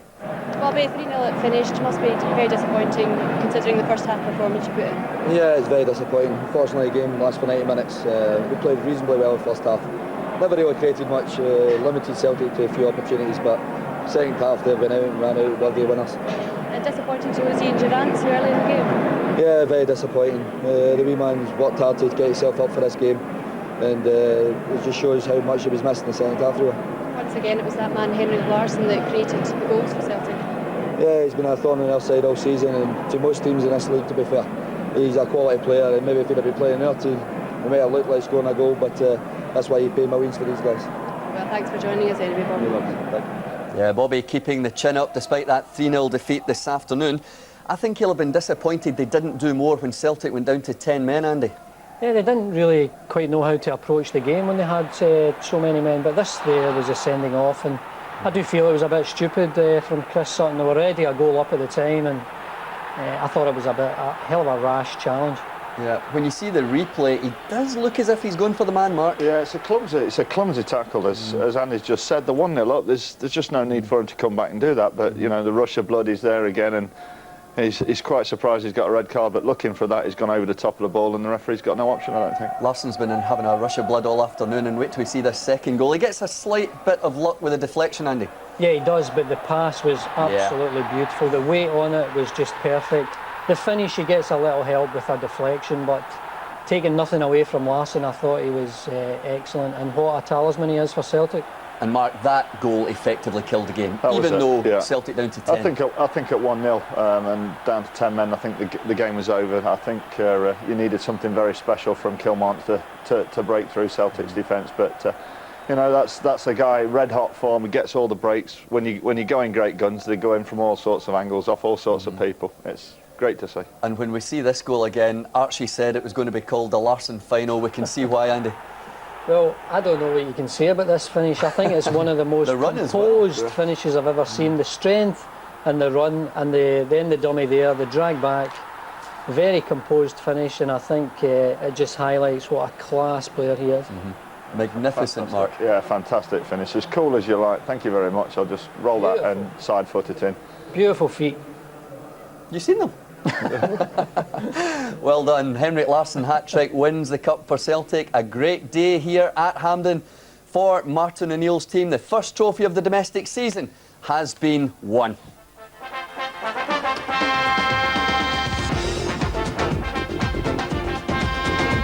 And at 10:45 here on Border, you can see the South Bank show featuring Elvis Costello.